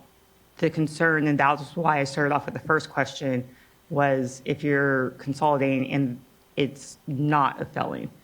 So that's trying to lay that framework first. And do you have a concern of a system that is taking on failing systems now, coming in the door, and it's, hey, here's the incentive today, and then it takes them 4 years to work through our process to get something moving, and then you say, well, you have to go by today's IEP, and sorry, there's no incentive for you, even though when you came in, you started working with us, you've been diligently working with us, going through the process, and now, sorry, there's nothing. It's this bait and switch. So I think, we really need to think about how we do that. And I know you can't commit funds today for something for 4 years later, but really need to look and analyze how do you work with that larger system in good faith. And so to me, it's more about good faith of working with them and making sure that we're efficiently moving them through, especially when they're taking on a failing small system, because that's what we really want for the long term. Yeah, I appreciate the points, board member. And, I know that here, obviously, the intended use plan is a year-by-year plan. And to your point, I think we need to figure out what is the most sustainable offering for some of these incentives and just try to stick with them for like a longer period. And maybe, again, that brings up a discussion around the state revolving fund policy generally, and maybe this should all better live there because that doesn't get updated as frequently. But, again, I know part of our challenge here is it is a dynamic just landscape insofar as the resources we're receiving. And so year to year, there are these adjustments happening. But I agree with you, board member. I think ultimately we need to just land on the incentive side for consolidations on something that's a little more stable and supportable, if you will, through the years and through kind of swings in some of the funding that's available. But here, maybe it's 500,000, and that's where we keep it on the grant side. And it looks like we haven't moved much on the 0% loan incentive for drinking water. So, yeah, just really great points. Really appreciate it, board member. Board member Firestone. Yeah, great points and good discussion. I guess my input on that is I agree. We've been trying out different incentive structures and trying to figure out how we're getting consolidations to happen. And so this is a good time to reflect and refine that and bring some more stability. I wonder if the way to deal with that is to look at funding the incentive program and the consolidation simultaneously rather than waiting for the consolidation project to be totally done, so that we're not finding ourselves committing to something like 5 years later that is so disconnected. So I think that I just would want us to explore that a little bit and what the implications of that are, so that we can feel like we're all on the same page and everyone's moving forward together. And I think that might be a little easier than like keeping the incentives. I mean, we can strive to keep them more stable than what we're doing, but we never really know what that's going to look like. I also agree on, I think we're getting to the point now where we do need to prioritize within consolidations rather than just, I think that was part of one of the points that board member Morgan said. I think we unfortunately need to prioritize within consolidations, and I agree. I think there's room to, obviously the top priority should be failing. I definitely would want to include at risk in there as eligible, and I think we need to just work through what are the implications of funding availability. But I think the purpose of consolidation is to also prevent that. And we want to be, I would also just want us to think about, for the incentive program, do we want to prioritize those that are consolidating, small disadvantaged communities or severely disadvantaged communities? Because there are consolidation projects that are consolidating non-disadvantaged communities, and I don't think we need an incentive project for those personally. So just, let's think about how to build more priorities within the category of consolidations, I think is great points. Thank you both. I'll just chime in. Thanks, Jean, for pulling up the draft IUP. So those are great. Thanks for that conversation, those notes. One thing that we do have in the IUP right now is not around prioritization amongst consolidation projects per se, but just that the incentives are a maximum incentive as listed, and the amount of that incentive is based on, is it a DAC being consolidated? Is it a failing system being consolidated? So definitely can look more at, how we prioritize when there is not any funding, but there's a certain amount of prioritization just through incentive offering based on the different types of consolidation that we've included. But we can definitely look at that and see if some additional detail could be added.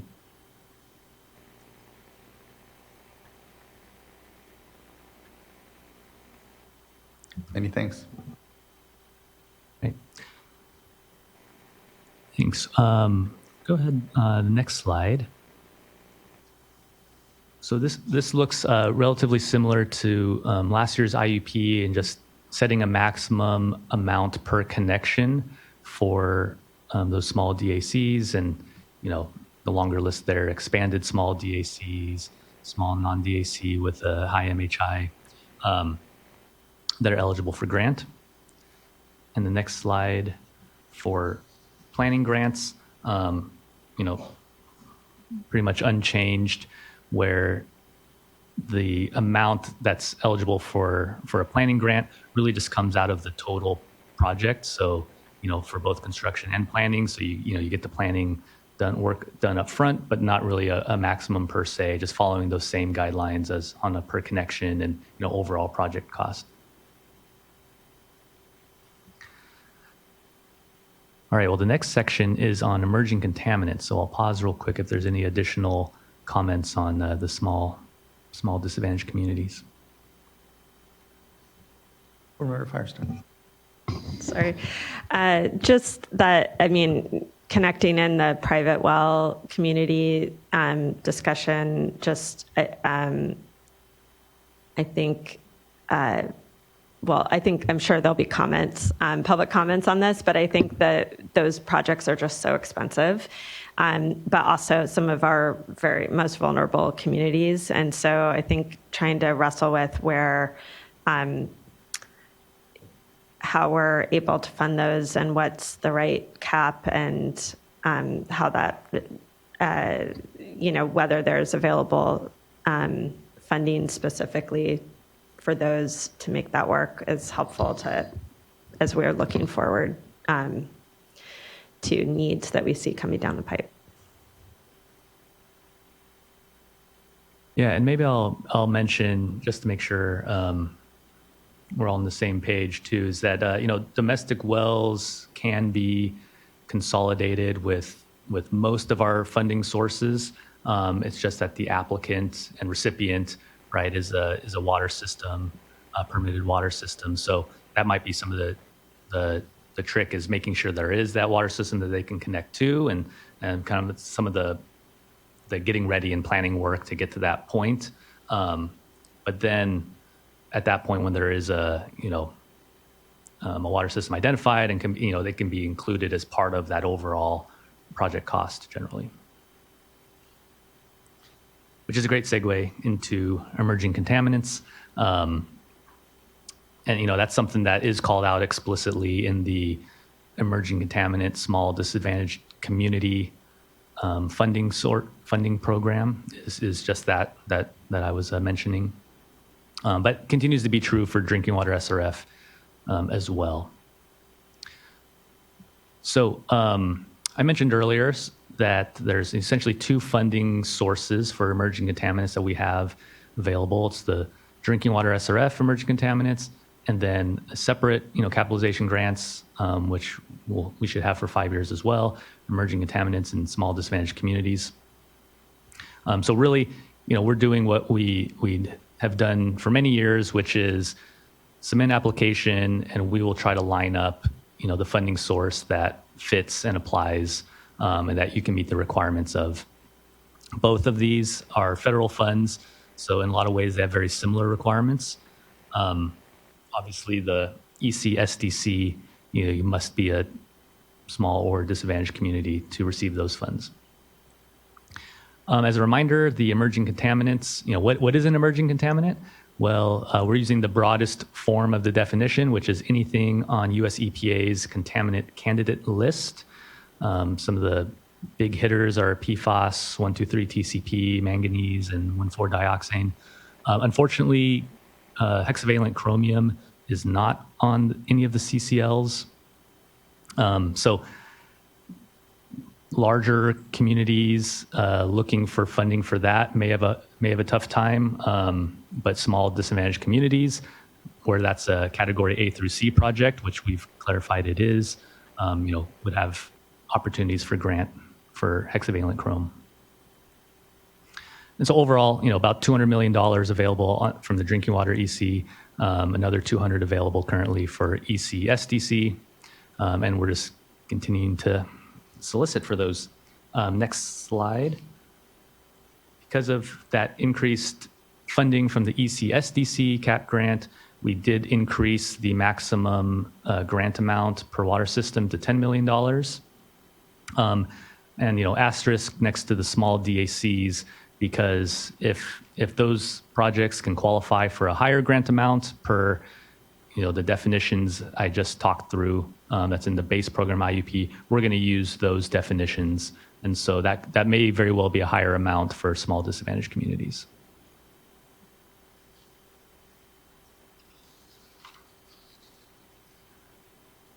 Next will be lead service line replacement. I will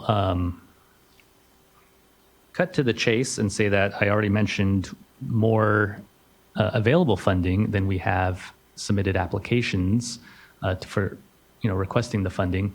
And so our recommendation this year is to not apply for the 2024 capitalization grant from EPA.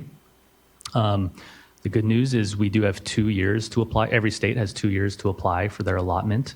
And so we could apply next year for our 2024 CAP grant and our 2025 CAP grant. But what I mentioned earlier was that the intended use plan, really serves as that, plan showcasing the projects, having a fundable list, showcasing the demand and the need for those funds, and feeling like they're, not really able to do that and show that we need the additional CAP grant this year based on the applications we've received. So we applied initially using some early inventory data, working with DDW, seeing a lot of the unknowns that have not been identified yet from the earlier inventory work done. And thinking that some of those unknowns might turn into lead replacement projects. At this point, haven't seen that turn into actual applications. Still waiting for that October 24 deadline for the full system inventory that needs to be completed as part of the revised lead and copper rule. So still kind of wondering if, after October 2024, there may be, further identification and some of these unknowns might turn into eligible projects, but not sure yet. So that's why we are recommending to kind of pause and then make sure we can spend all of the funds that come with the CAP grant. I've mentioned before that the requirements, again, pretty strict, both with all the normal federal requirements, and Bill specifically said, 49% needs to go out as principal forgiveness. You can use some as set-asides, and then the rest needs to go out as loan. So, part of the challenge is when we're showing less demand than we have available funds, how do we make sure we hit that perfect ratio that's written into law about how we spend those funds? So we want to make sure that while we're putting money towards, technical assistance with EPA, we should have that executed, hoping this month to help with inventories for small systems, helping small systems finish their inventories. So, hoping that will produce, potentially more clarity around the need in California.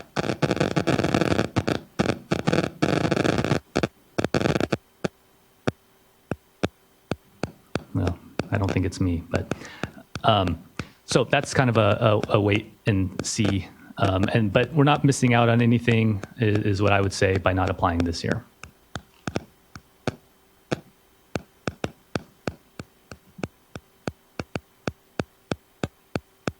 Sorry, we're just having a little audio interruption, but I think we can continue on.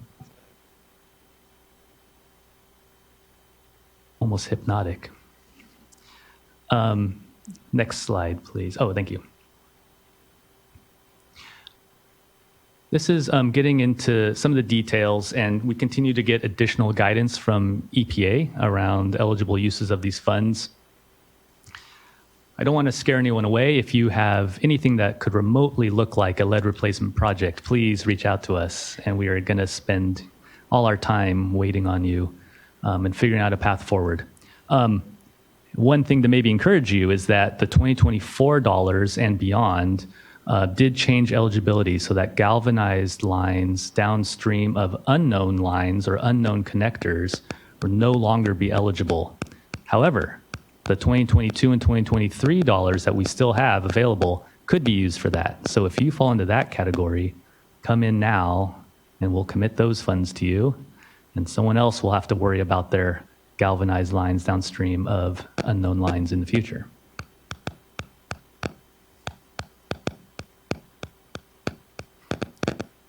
Next slide, please.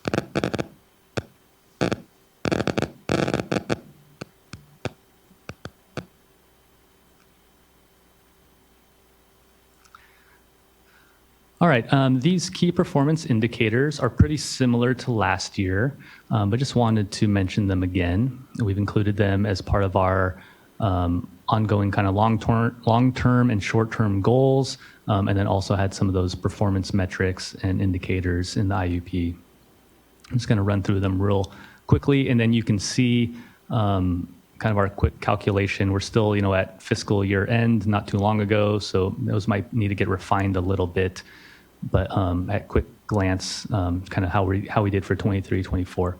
So one goal is to execute 70% of projects with complete applications on the fundable list by the end of the fiscal year. I should clarify that reads as 90% in last year's intended use plan, and it was 90% for many years. Wanted to have a goal that's both, an actual stretch goal, but does seem achievable as well, and just the high number of changing project parameters, delays combined with limited funding. We really think that 70% is probably a better goal for that metric. You can see, 39% this past year. One of those things that drives that, in my mind at least, is really wanting to be realistic with the projects we're putting on the fundable list. And so on one hand, the fundable, placement on the fundable list is required per EPA to execute any projects. They call it a project priority list. We call it a fundable list. And so on one hand, we want to put on every project that could potentially get executed, to ease the administrative burden, down the line of making sure everyone's on this list. On the other hand, if we just throw every project on the list, it looks like we're not moving forward in a timely fashion. So trying to balance that and really set expectations that if you're on that fundable list, there's a really good chance that you could get that executed funding agreement. Are those numbers, though, are they partial? I guess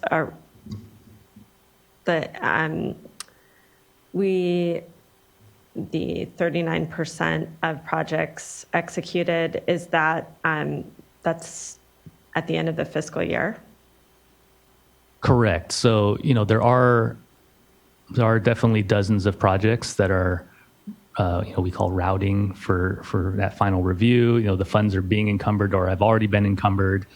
We expect them to be executed, this month, maybe next month, that weren't executed by June 30, 2024, but have made good progress.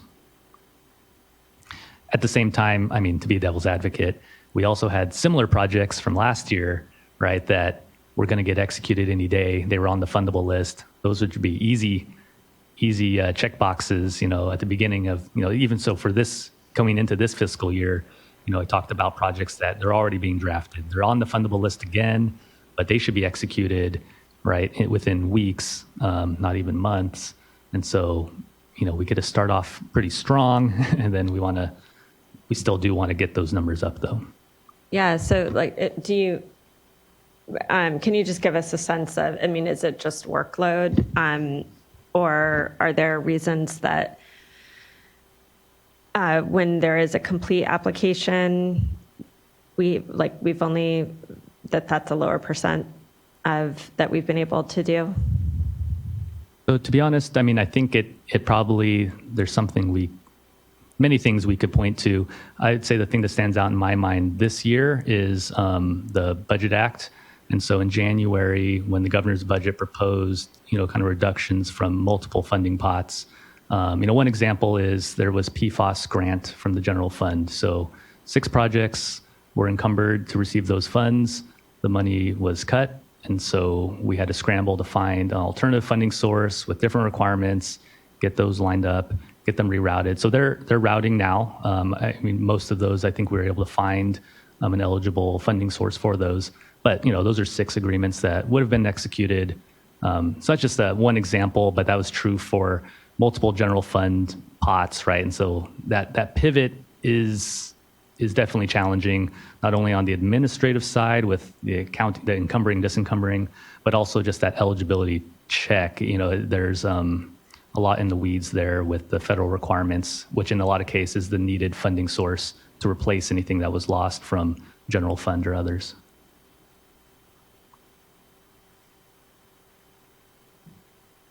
But, I will also say that last year, when we started the year thinking we had much more funding than we ended up with, and so we were adding, every small disadvantaged community that had a complete application was added to the fundable list, right? And so now we're seeing that, well, we really don't want to do that this year because we know not everyone, if we were to do that, not everyone would be able to receive an executed financing agreement.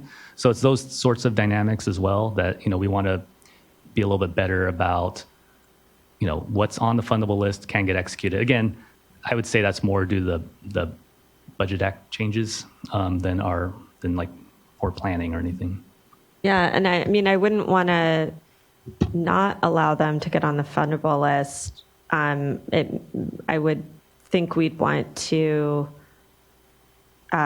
just maybe refine our metrics a little bit so that if a project gets on a fundable list within, that we're not like a month before the deadline, that's not making our percentages look really bad, but we wouldn't want to not have them be able to get on the fundable list. So I think maybe just continuing to refine these to reflect, really the performance indicators that we're trying to reflect in terms of, are we able to move projects quickly that are ready to go, which I know is what staff is focused on and doing, but it's always a challenge to figure out how to define those indicators just right to be able to reflect that. But then we don't want to keep projects off the list if it's going to affect their eligibility for other things. So, yeah. I'll add now too that we are continuing to work on these KPIs, both in training and also, software adjustments so that we are doing a better job of tracking and monitoring this. So, in some ways, some of these are relatively new with a more distinct number associated with it. And so I'd say there is still some more growth to be had in how we refine that and how those get reflected in the future. Yeah, Board Member Firestone, so part of what I hear in your question is trying to dig deeper into the why, right? It's well, why is that number or that number? So we definitely need to do that. The fiscal year just ended, so we want to make sure, one, we update the numbers. I do think, like Mike was saying, there are a couple things. One is partway through the last fiscal year, we pivoted to making sure we were prioritizing the A through C projects, right? Because we were realizing these projects were coming in at a really high cost. So that's part of it, which I know a number of folks were disappointed as we pivoted away from their projects that were lower priority, but it also meant we lost momentum on those. The other thing that, as I was looking at this, that we don't, that's not reflected in our workload, but is a huge workload, is probably about 75% of the agreements we execute are actually amendments to previous agreements. So there's this huge workload, even if it's not always about more budget, it often is. But a lot of these projects run into delays, and we have to process an amendment to adjust for that. So there's some of those really important administrative things, right? I mean, our project managers are reviewing those requests for amendments. They're reviewing those requests for increased budget. Our analysts are working and processing those, and they prioritize those because when we have an amendment to an agreement, there's a pause in the disbursement of funds. So we really try to prioritize that so there's not much of a pause, especially for the small disadvantaged communities, because they don't have that cash flow. So I think that's another one of those indicators that is not reflected up here, but is actually a huge part of the work that we do. I also, I'll just say, I really appreciate the transparency and tracking here, and I think it's, a reflection of all the focus that DFA has been doing on, continuing to accelerate our processes and improve our funding processes. And I would be interested, as we, not quite sure what the right timing would be, if it's as soon as, when we're adopting this, or if it's later in the year. But I would really love to get kind of an update on the process improvements and indicators and what we're seeing on funding. I think there's just been a lot done. It's a good time to be able to dig in to understand that.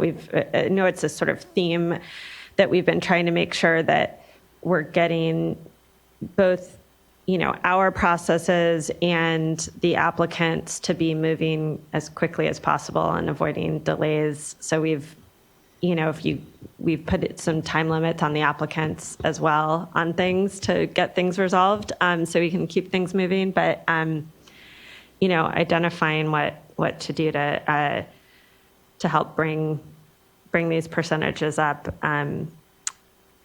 It'd be great to hear more reflection after you've had more time to dig in.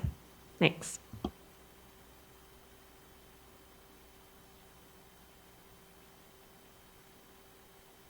Thanks. And so I'll just do these last three real quick, and then that's the next slide is going to be the schedule. So the second bullet on technical assistance provided to 90% of Category A through C projects who need technical assistance to get their application complete. We need to do a little bit more work to put a hard number on that, but the general feel is that we're hitting that. And so we should have the technical assistance available for those priority, Category A through C projects. I think that the indicator is, by the end of the year. And so, there may be, back and forth with work plans with TA providers to find the right one that can actually write up the work plan and get that incorporated. So it might be a timing issue, but not necessarily is it happening or is it not happening? I'll have some more information on that in the future. Another longstanding one was disbursement requests in 60 days or less, doing 75% of those. We're showing 52%.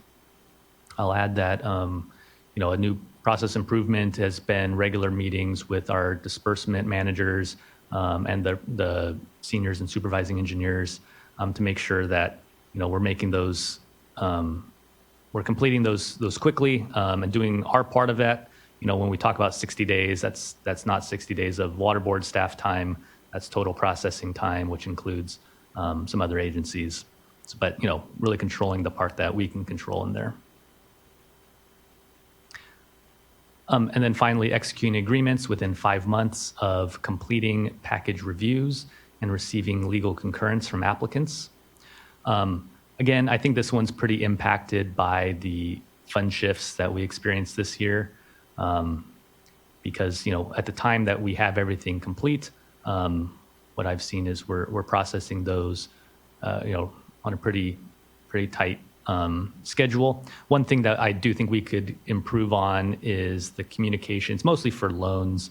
But once we issue an agreement, there are plenty of applicants that can take multiple months to sign and return. They have their own board meetings and city council meetings that they want to attend to, but trying to find the ways that we can do those actions in parallel as much as possible, right? So that when we send it to them, they can return that quickly and get that thing moving. Next slide, please. So public comments are due, written comments are due on July 24th, the same day as the fund expenditure plan. Thank you, Courtney. That was the goal, I know. And then we will be back before you on August 20th, preferably, to adopt, hopefully the same day as the fund expenditure plan, to continue that synergy. And then, we can just continue monitoring so we can meet those KPIs by next year. And with that, if any questions from you all, thank you. Many, many thanks. Really appreciate, again, just the robust work on this, especially given the number of funding pots that we have. I know it's a lot to keep straight, and ultimately appreciate as well that we don't leave it to applicants to figure out which pot best works for them. Let them come in the door and have our good folks figure out of the many different revenue streams or funding streams here what makes most sense. So just great work and really appreciate it all. Looking to fellow board colleagues, if there's any further question here off the bat. We have about 7 commenters that we can get to then otherwise. Okay, hearing none, let's go to our commenters. Our first commenter is going to be Mark Cerna, we followed by Bob Gore, and then Angela Islas.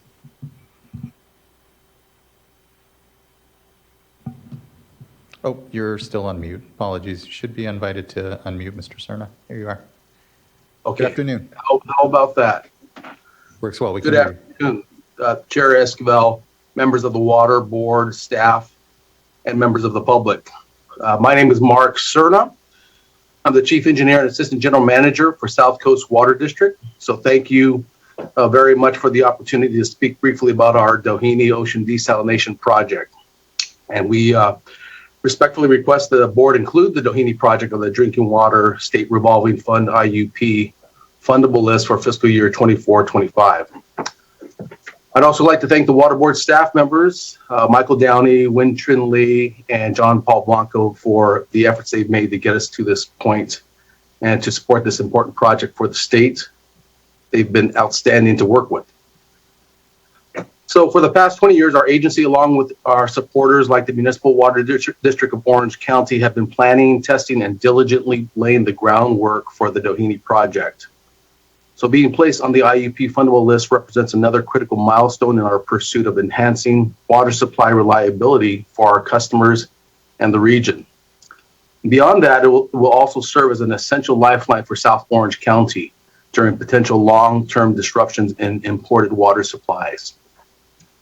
With both local and regional partners planned to benefit from this project, we are not only working to enhance water supply reliability, but also promoting the development of ocean desalination as a sustainable solution in geographical areas that make sense, setting a precedent for innovative water sourcing in the region. Although the Doheny project at 5 million gallons per day is small in scale, it will meet local water supply needs while also providing unique partnership opportunities with regional water agencies and California state parks. Partnering with state parks will allow our project to implement innovative subsurface slant well intake facilities at Doheny State Beach, while at the same time modernizing state park campgrounds and increasing public access to popular beaches and recreational areas.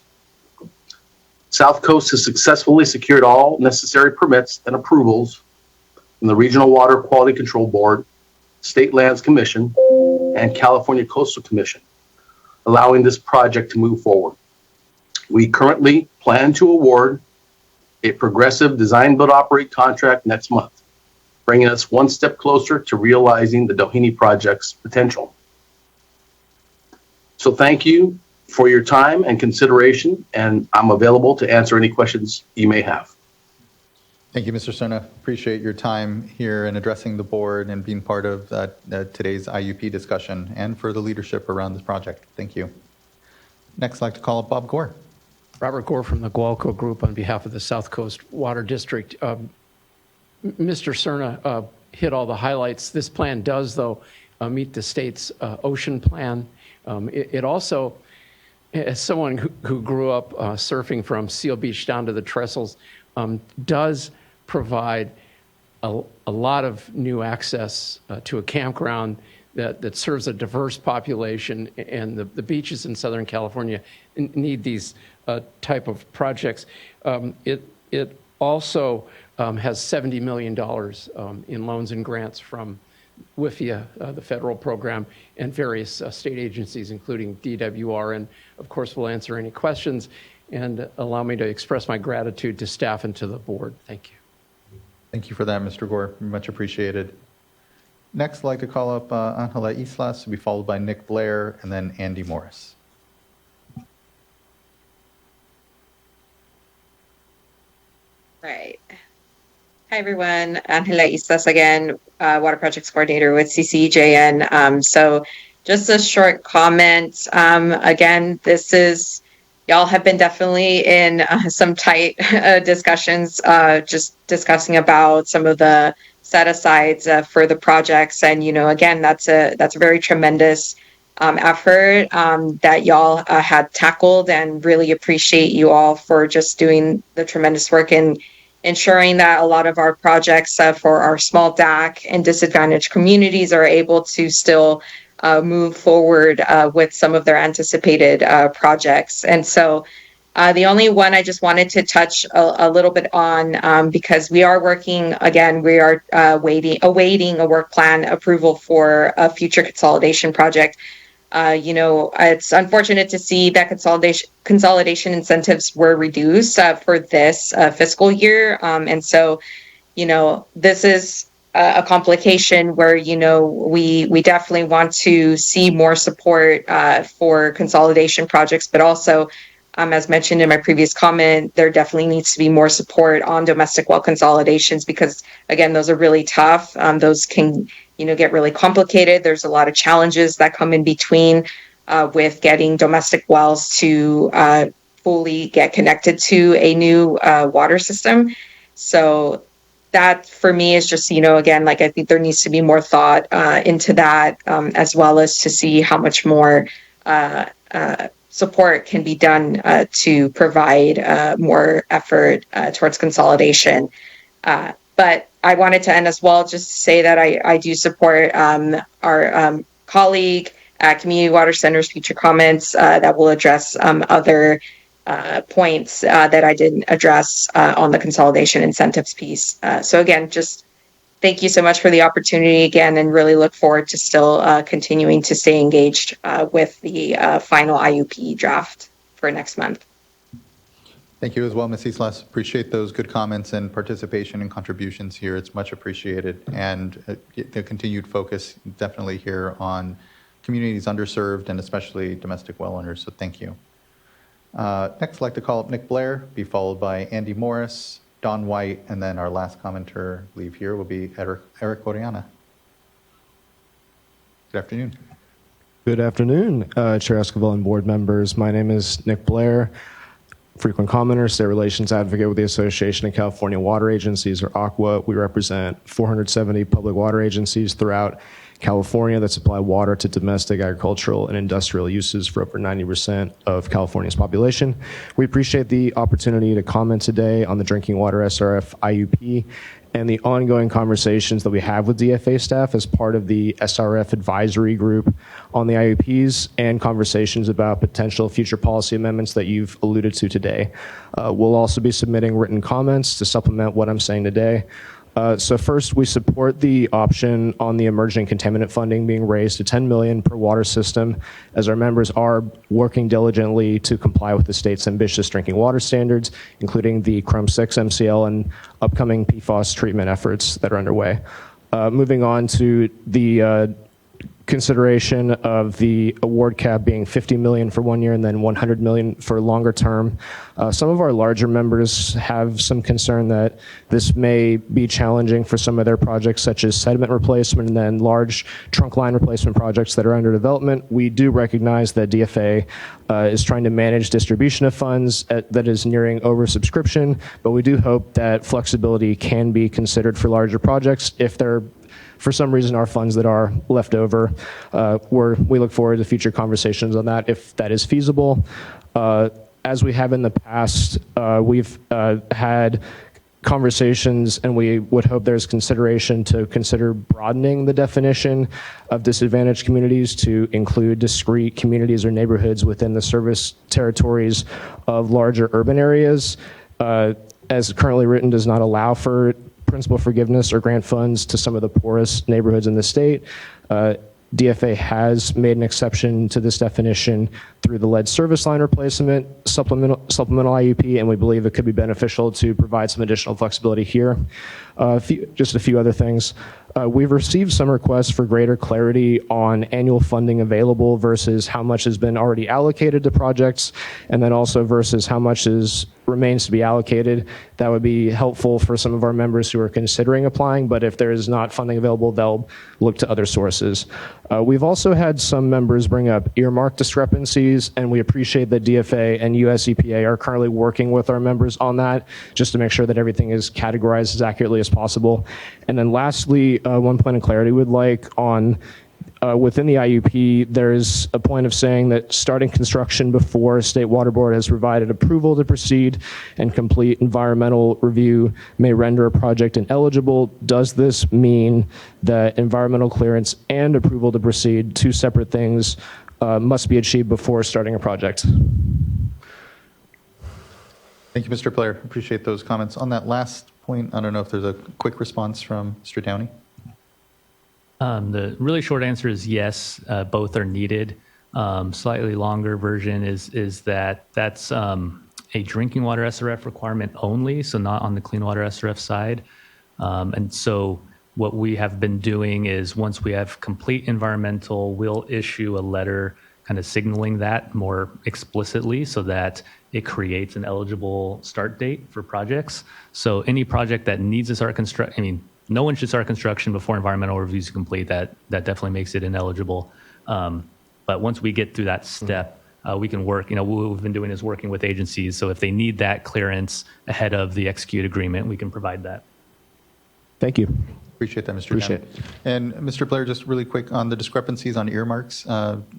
What exactly? Yeah, so it seems like in some cases there might be something that's listed under the clean water side when it should be on the drinking water and vice versa. So it's something that's been brought up to me that I've passed along. And so it sounds like there's an understanding that there just are situations where it's an administrative error and it just needs to be sorted out. Okay, thank you. Appreciate that. Really Thank you appreciate all. the comments and contributions, Mr. Blair. Thank you. Next, I'd like to call up Andy Morris, be followed by Don White and then Eric Oriana. Good afternoon, Mr. Chair and esteemed board members.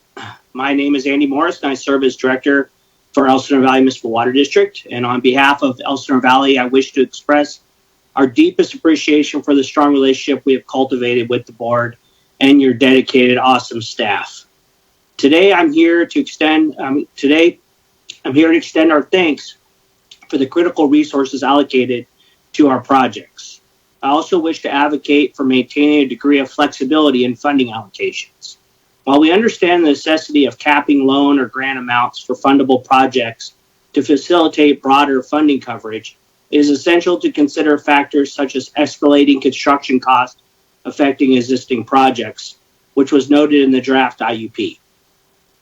The draft IUP rightly emphasizes that the Deputy Director should continue evaluating the DWRSF's capacity to finance these increased loan or grant amounts for existing projects before approving loan augmentations and adding new projects to the fundable list.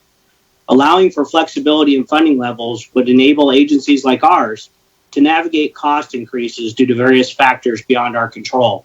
Moreover, such flexibility would facilitate reallocating funds, and some fundable entities are unable to utilize their allocated funds.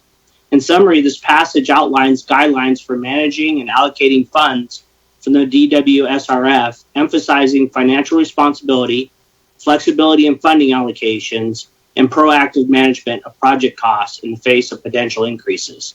It highlights the importance of strategic use of funds to ensure ongoing support for water infrastructure projects.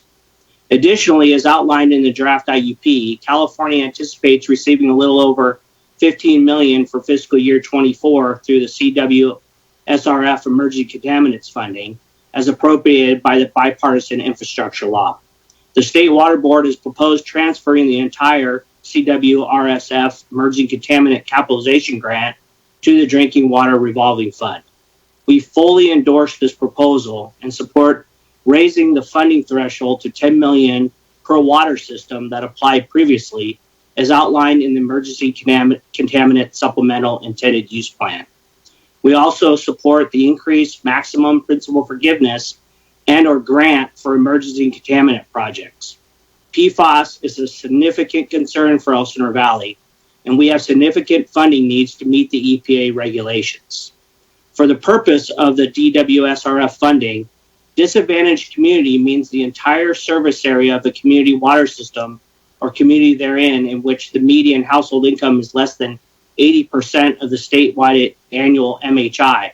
For the purposes of state grant funding, disadvantaged community means a community with an annual MHI that is less than 80% of the statewide annual MHI. EVMWD has 1/3 of its parcels in disadvantaged communities. But under this definition, we will not qualify for funding because the entire district is not considered disadvantaged. We ask for some flexibility with DAC funding thresholds and that the deputy director have the ability to examine the need of a district and balance it with the thresholds required for DACs. Also regarding the BABA that was discussed in the staff presentation earlier, if we could also get some information and clarity on BABA equivalent projects and waivers would be helpful, as BABA will raise the cost for our projects. In conclusion, we're grateful for our ongoing support and urge continued collaboration to ensure these critical water and sewer projects proceed effectively.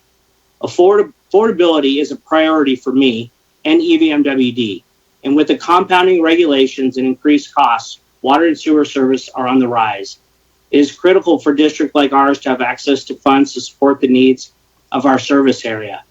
Being only 35% built out means we need to fund the infrastructure to support the expected growth and to support the increased housing needs of California, but it can't be on the backs of those that can least afford it. Thank you so much for your attention and consideration. Thank you as well, Mr. Morris. Appreciate the constructive comments here and feedback and contributions to all of this work. Much thanks. Next, I'd like to call up Don White, be followed by Eric Oriana.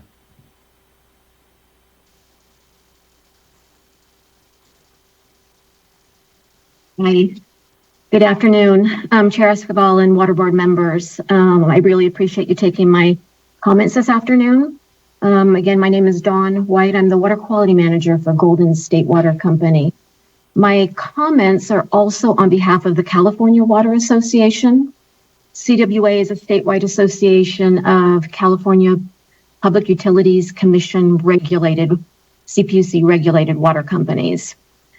There is a memorandum of understanding between the CPUC and the State Water Resources Control Board that outlines the joint regulation of investor-owned water utilities.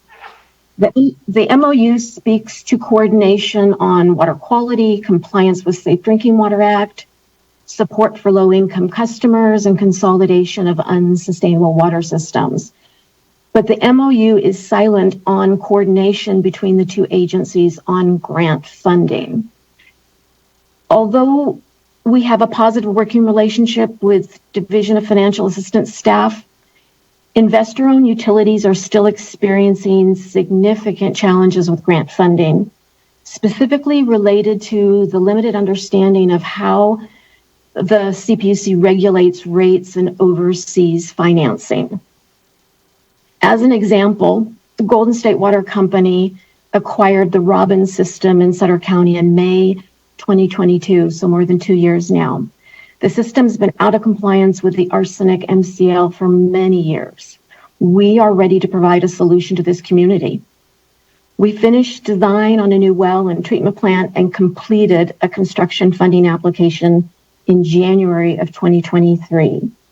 In August of that year, we learned the project was approved for the expedited funding process. We were really happy about that, and we have been ready to go to bid since last September. We executed a funding agreement in May of this year, but we still have not received approval to release the bid documents and get started. We're very frustrated, to say the least. The system, we have an EPA compliance order that we inherited with that system, and because of the delays in funding, we are not meeting our milestones in that compliance order. In fact, at 1:30, I have a call with EPA about that.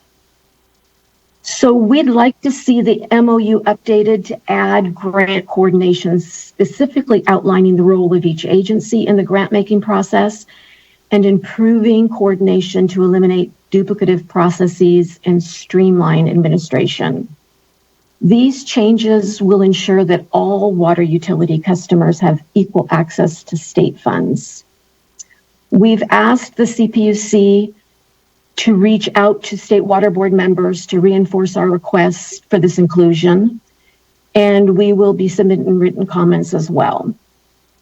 CWA member companies have a number of projects listed in the IUP, many of which are consolidation projects in disadvantaged communities. Golden State is working closely with SAFER staff and TA providers and others on several projects to physically consolidate small failing systems. We can provide solutions for these communities, but the State Water Resources Control Board and the CPUC will need to work together to facilitate equal access to grant funding. And I want to say thank you again. I appreciate you hearing my comments. Thank you as well for your time and those comments, Ms. White. Appreciate the suggestion on the update of the MOU and look forward to continuing to make sure we're coordinating across the CPUC when it comes to investor-owned utilities or water systems here specifically. So thank you, Ms. White. Right. Yeah, thank you. Next, and I believe last in our commenters here will be Eric Oriana.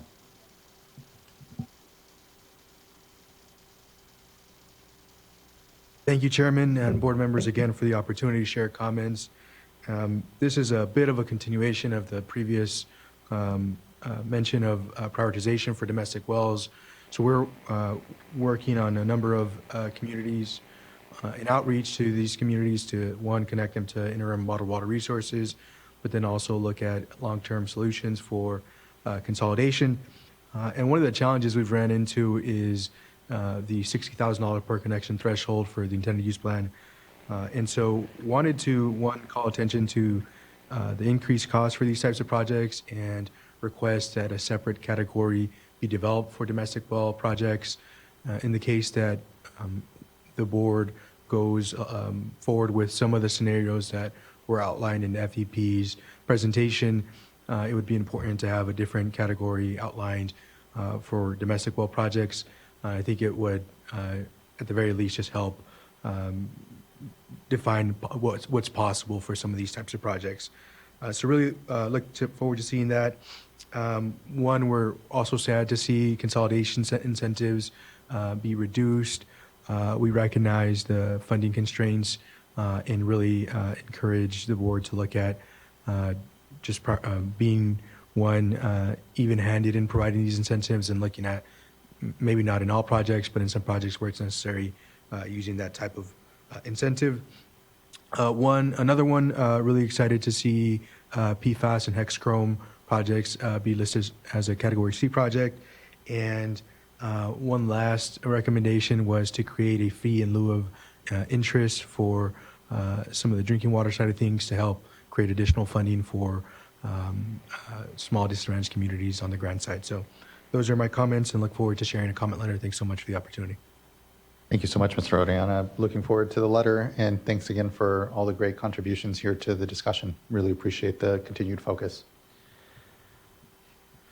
Colleagues, looking to see if there's anything else folks want to unpack comment on, have questions around the drinking water intended use plan?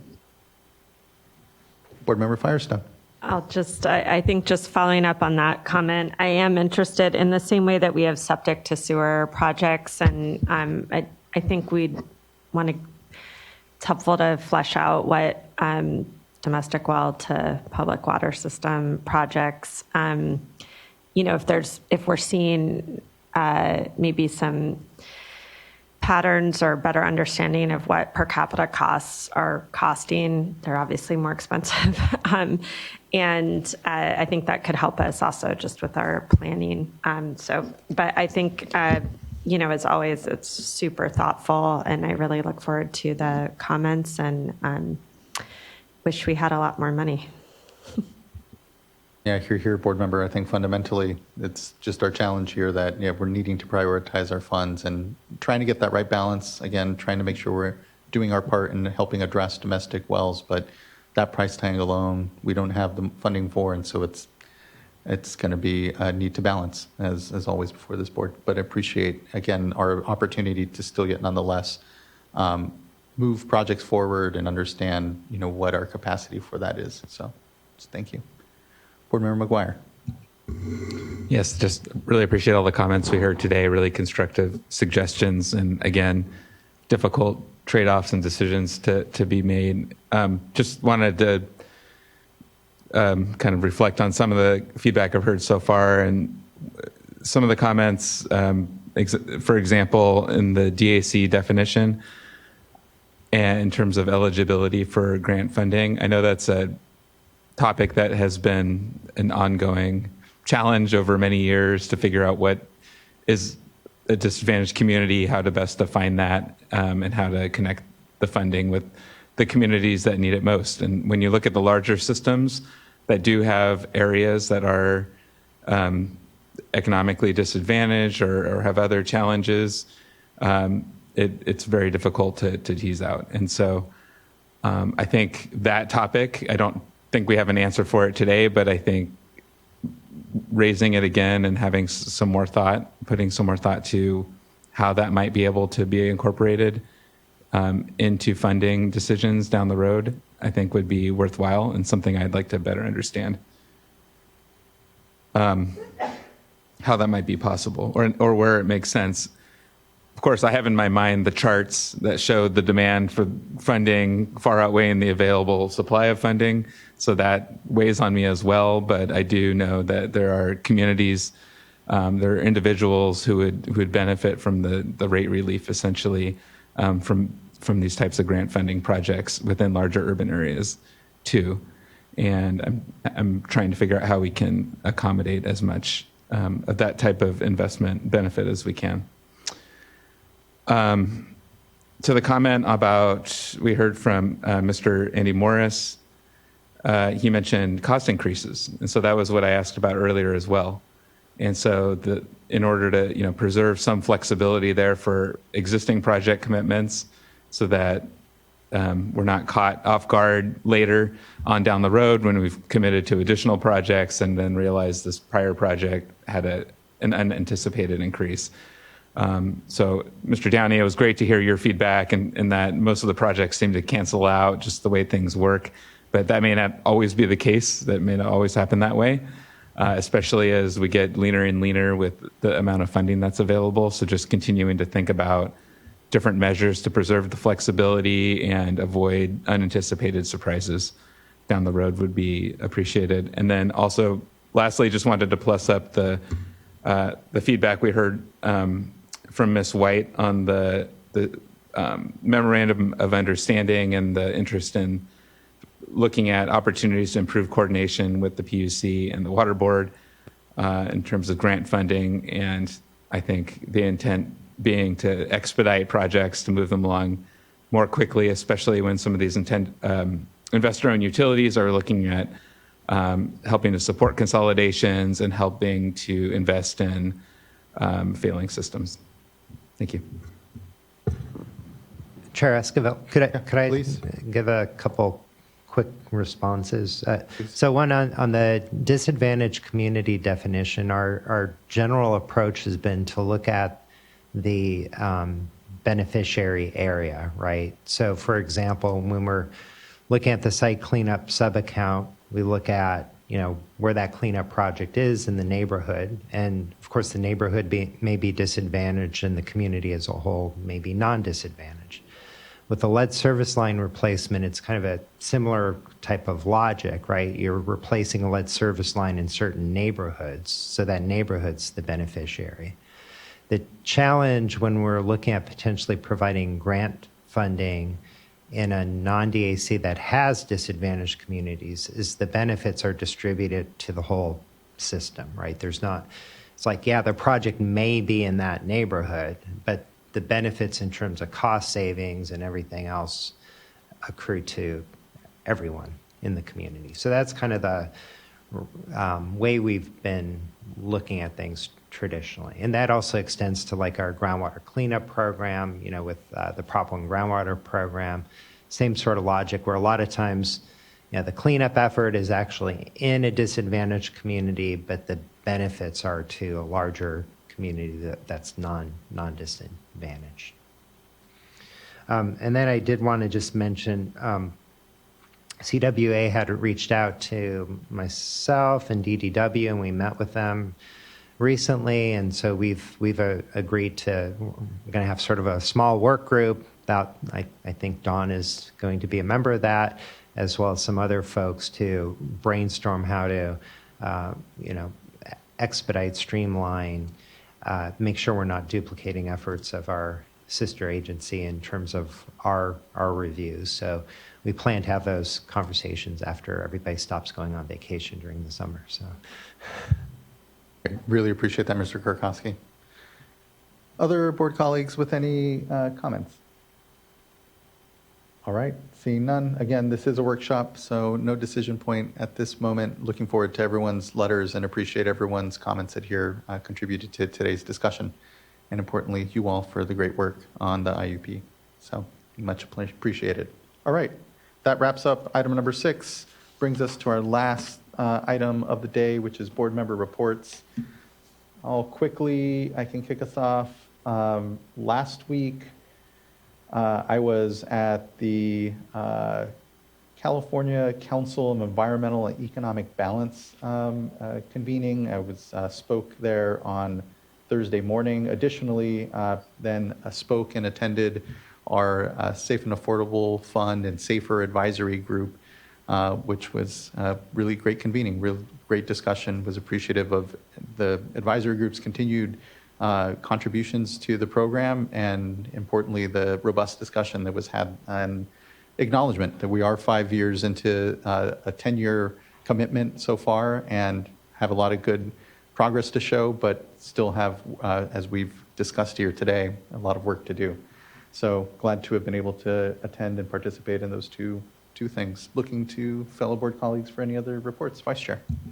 I'll jump in because I attended the same event at SEEB and spoke on a panel with Carla Nemeth, Assemblywoman Pappen, Sean from Coastkeeper, and it's escaping me. Kyle Jones, Clean Water Center. It was a discussion about water resilience, and the thing I enjoyed about the panel is that I spoke on the exact same topic the year before, and I brought back my notes and was able to report on check. There were quite a few things that we were able to check off, and so that was just really exciting, and you could see the excitement in the room and the shared interest in moving forward to the next steps. And John Bishop also spoke at a panel on PFAS, and he came in and kind of helped me out on some questions that I wasn't able to answer. Great, thank you, Vice Chair. Board Member Morgan. I do not have anything to report. Great. Board Member McGuire. No report. I attended virtually the advisory group meeting for SAFER, but I think already covered some of the big themes, and I look forward to attending the wastewater needs assessment advisory group coming up soon. So. Thank you. I know I'll be joining virtually myself as well, and we'll have opening remarks actually from Board Member Morgan. So it'll be, it's an exciting project. Glad we're going to be having convening there. Okay, we will next move into closed session before we actually close out our meeting. The closed session will just be on the sites project here. I think it will be meeting for about 30 minutes. Board members, do you want to grab lunch before we have that 30-minute meeting? So I'm seeing nods of yes. Yes, please. So, Mr. Loffer, what time should we say we'll convene for the closed session item? Maybe 2 at this point, or? 1:45 to whatever works best for the board members. 1:45? Okay, 1:45 works for us up here then. And the board will be meeting in conference room 230 down Okay. here, since we don't need video capacity today. Okay, sounds good. Until then, we'll close out, and then we'll see folks here at our next regularly scheduled board meeting. We will have a special meeting up in Lake Tahoe these next couple of days, just going over board priorities. No decisions will be made. We're not going to be making decisions on any of our actual items. But again, just thank you for everyone, their contributions in today's board meeting, and look forward to seeing you all very soon. Be safe, be well. See you.